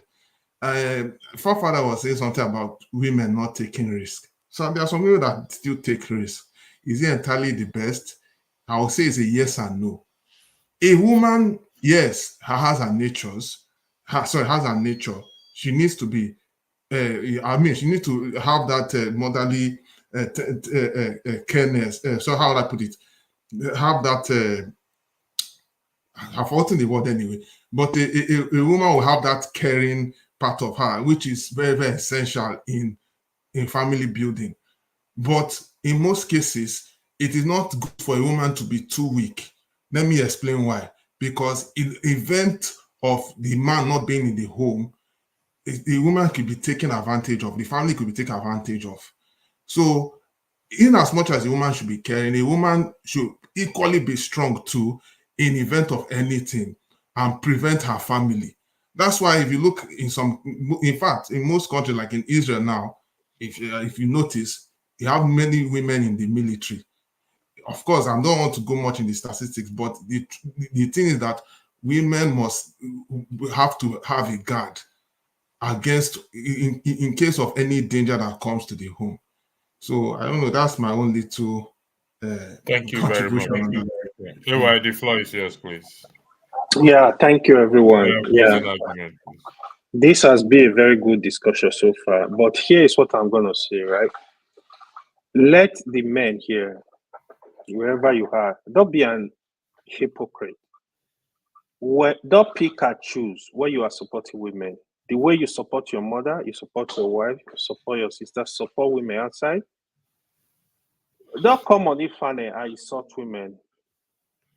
In your own domain, look at it. In Nigeria today, there are cultures that you are married in that family as a woman, you have female children. When you die, they will tell you your children can inherit your properties.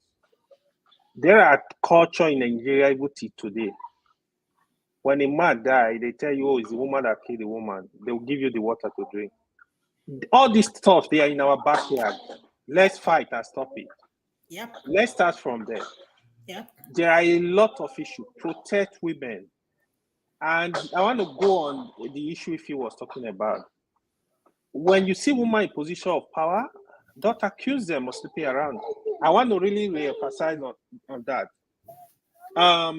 I know women, even in this country, my friends, the way they walk, I can't even walk like that. I will be pushing, hey, you got to go take vacation. You got to rest. I know so much women. No man is giving them $1. How they work hard to take care of themselves, take care of their family. So when you say you respect women, don't pick and choose. Respect them. Give their support. They are human beings. Nobody is perfect. Even women, we are not perfect. And I want to also kind of like agree with a lot of stuff forefathers said, you know, but in general, we should not be hypocrite. We should try, and when we say we protect women, protect them in all ways. Even a lot of us are talking here. We come on this panel, bully women, insult women, and we go away. Not one, not two. So let's keep to our our words and try to do our best to protect women. Thank you. Thank you. Thank you, AY. Thank you. Thank you so much for that support. You are welcome. After Kenneth, I will give my submission. Oh, Kenneth, do you want me to go before you? No, go first. No, you've been staying there. Yeah, let me go. You see, I support what forefather said regarding hypocrites. Some of us here, we've seen your submissions here, times without number, that you are always against women. And a lot of us here will agree with me that Kenneth has been the only spokesperson for women here for a very long time. However, I cannot support a woman that has immoral behavior. If anyone thinks that blackmailing me or calling me names because I'm against Kamala Harris, and blackmailing me will make me change my mind. Actually, it will make me harden it and say things that I wasn't even ready to say. I cannot support Kamala Harris, not because she's a woman. I cannot support Kamala Harris because she believes in reckless abortion. She believes in homosexual nonsense, imposing it on children, imposing it on parents, and restricting parents from having a say on their children. You see, some of us here, just like John Abba called me a hypocrite, we have, it's unfortunate that in Benue State, if you go to Benue State today to visit your friend, they will give you their wives as a souvenir. And this is something that John Abba should be kicking against. If he truly respect women, if he truly honor women, you should kick against such a tradition in Benue State. True, or Now, it's hold on. I don't want to be interjected, please, because a lot of people were saying nonsense things against me here, they were not interjected. Now, I don't hate women because I have a wife, I have mother, I have sisters, I have female, girls. I support women. In Southeast, for example, when AY stated that there is no women leaders from the Southeast, AY, you see that you are very ignorant or you don't know what is going on. In Southeast, we had a woman governor. Actually, for a very long time now, my senators, they were all women. Not until recently that we had a male senator representing me in my own, from my own constituency, right? So when it's come to supporting women, I am one that supports women with everything that I have. But it's quite unfortunate that some people are trying to spin some blackmailing antics against Kenneth, and some small brainy people were falling for that. Now, let me tell you something that you don't understand. Back then in school, I went to Nnamdi Azikiwe University, and I know what played there. where women they don't study. They will never study. They will all be running from one man to the other. They call them runs girls. And at the end of the day, they will fail exam. And they will start coming to this same Kene. Oh, please, can you take me to this lecturer? Can you take me to this lecturer? I don't have time for that nonsense. They were ready to submit their body so that they will pass the class. It happened before me. I know that. So nobody should come and tell me that nonsense. If you are a woman, hold on.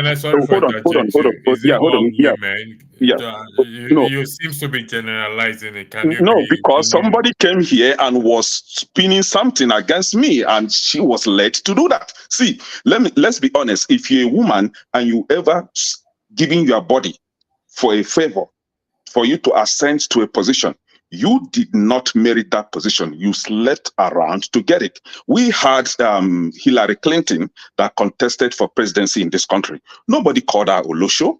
Nobody said that she was sleeping around. She got the support from men and women. And we had somebody that has a record of running around, for favors. And then people are calling her out. And some people are coming here to say, who respect women more than you do? If you respect a woman, you should train your girls to be decent, just as you train your boys to be decent, to behave morally in the society, so that they will be able to achieve what they want to achieve innocently without selling their body off. That is what you should be, teaching your women. Teaching your children to be a better people in the society. That is what you should be championing about. You cannot run around from one man to the other and tomorrow you come and say, oh, respect. No, we don't respect Ashawo. That's and nobody is going to compel me to do that. No, we don't do that. Train your children to better behave, because everything you do has a record. You do not behave like a clown tomorrow and you come up today and you come tomorrow to paint yourself as innocent person. No, if you behave immorally, the record is there waiting for you tomorrow. And when you come up tomorrow, it will be open up. Thank you. So you better start behaving like a normal person now. All right, let me say this. Let's. Can I stop violating this? I apologize. Hold on, I apologize for eating into your time, and I will give you your time. I will give you in the hands of men in the name of marriage. Hey, Jesus. If you hold on 1 second, Father, I hold you the time back, and I will give you the time. Yeah, and that is why some women fail in their marriage too. Electricity, with all due respect, you have to see this outlandish, evil, pollution, a damaged, broken heart that have no control, have no fat. Okay. That is going to whole state of Benue State. Please let me address it. Jonaba, you forgot when you uttered nonsense here. You think I will not have the comeback for you? I will clap back. Yeah, John, take it easy. When you uttered nonsense, please. Ekene, take it easy. Take it easy now. Let John speak now. Let's hold on, please. Forefather, are you there? Yes, I am. Forefather, I'm going to borrow some time from you and I'll give it back to you, okay? So, okay.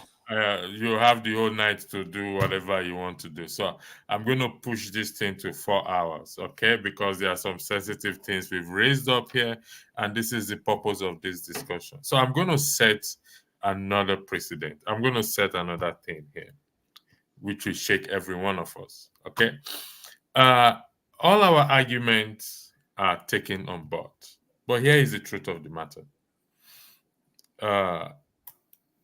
There's no need for competition between the man and the woman. We all have our strengths and our weaknesses. But truth be told, women being relegated to the back seat is the fault of men. And I'll prove that to you. It didn't start today. It starts long years ago.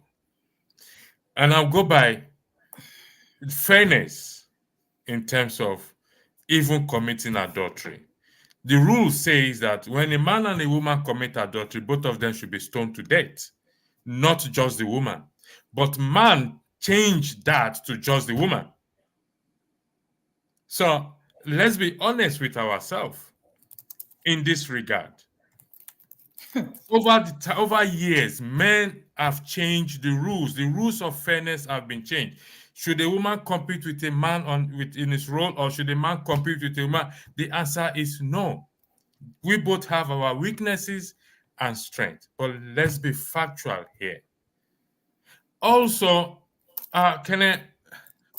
we all endeavor to train our child or our children very well. But at the end of the day, we don't have control over certain things or what they will do at the end of just the way we were trained up by our parents. Some of us turn out to be good children. Some of us turn out to be what? To be bad kids. Is that the fault of our parents? We're not going to generalize anything. I don't think it's fair to generalize anything in this regard. Unless men do worse things than women to get to position, to get to where they are today. Women, we do worse than the women. We kill, we steal to get to where some of us to get to where we are today. We must not disregard that fact. Wallow. We must not disregard that fact. So if we are going to be fair, we have to be fair across board. You've not heard the atrocity that men commit to get to the position that they are today. Men sleep to get to where they sleep. They sleep with anything to get to where they are today. So let's be fair with each other here. Let's be honest and fair. When the woman was caught in the act of adultery, what did Jesus Christ say? Let him that had no sin cast the first stone.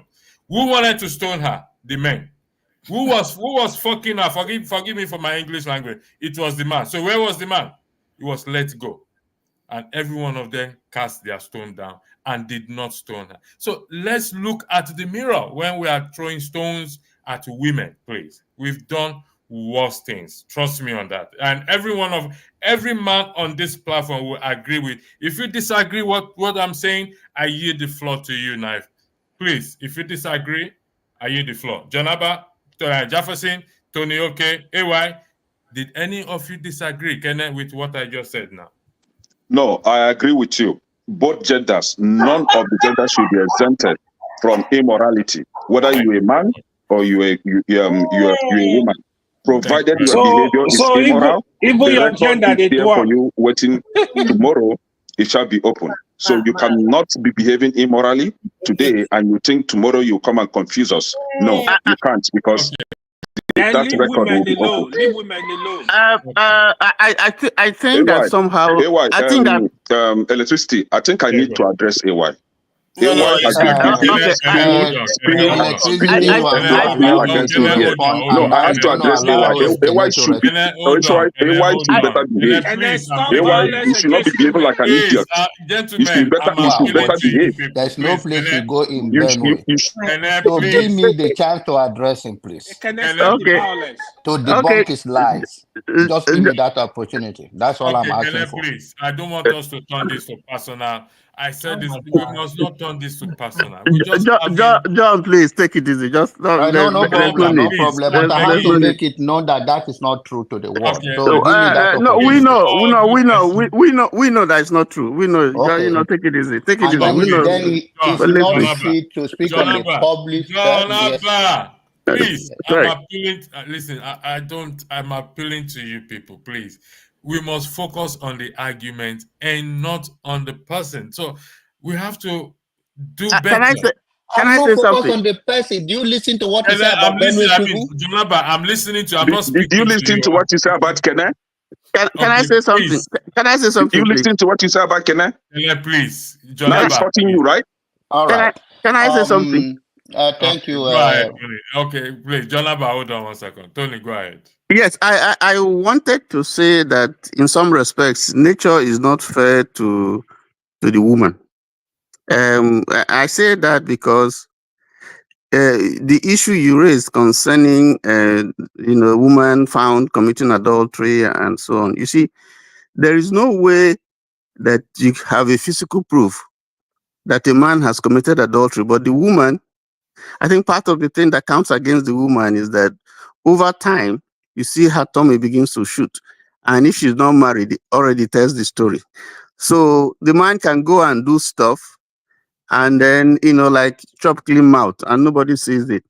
But the woman, when she does it, even if she cleans mouth, in a space of 2-3 months, you begin to see the result. And if she's not married, you don't need any evidence to prove that she's done something that she shouldn't have done. So I think in some ways too, nature, conspires against the woman. I just wanted to add that. Thank you. Tony, okay. Somebody actually said what I wanted to say. It's not nature, it's men. I mean, you're a Bible scholar. You read the Bible. It's not nature, it is men. It is you and I that have made it to be so. I will argue this till thy kingdom come. It is not nature, it is us, men, that has made it to be so. Yes, we want to fix it. So we have to fix it because we have daughters, and we will not like our daughters to be spoken to in that way or to be treated in that way. So we have to fix it. We have to fix it. It's all over the world. It's more prominent in some society, in some country, than in other countries. And it is true. Most people, let's for once in our life face the reality here.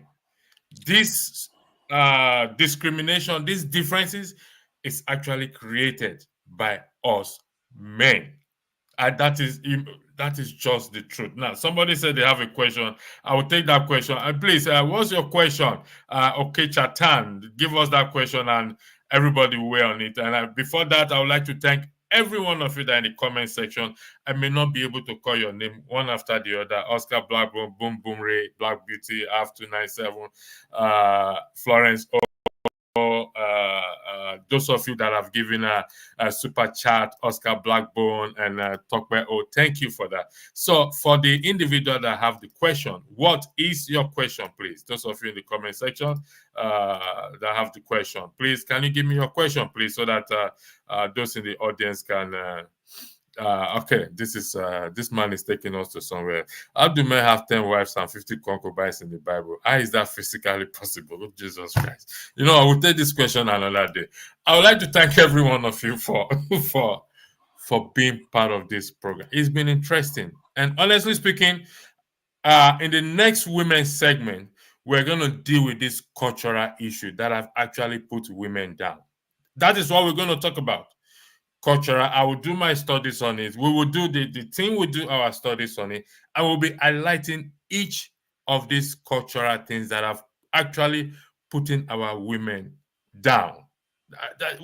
We must not lie about this or fake about this. Our women, like I said, our women should stop this idea of competition. You want to compete with the man. And the men also should not compete with. We all have our strengths and weaknesses. And until we come to that point to understand this, then we will live in good harmony. It's been responsible for a lot of relationship that has gone off the rail. Competition. I am the man. I am the woman. We are equal. We are this. We are that. For crying out loud. We all have our differences. Thank you and have a lovely evening. God bless. Well said.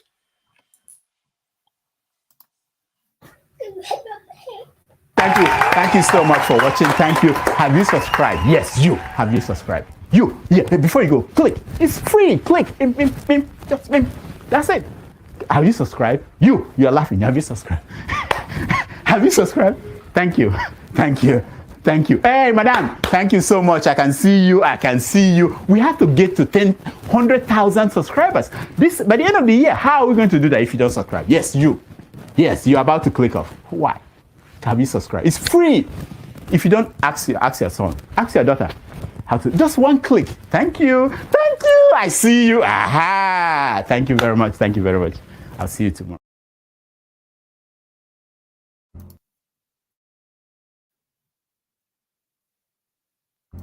Arise, O compatriots,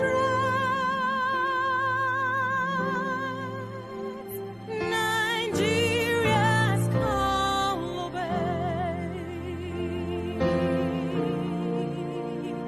to serve our fatherland.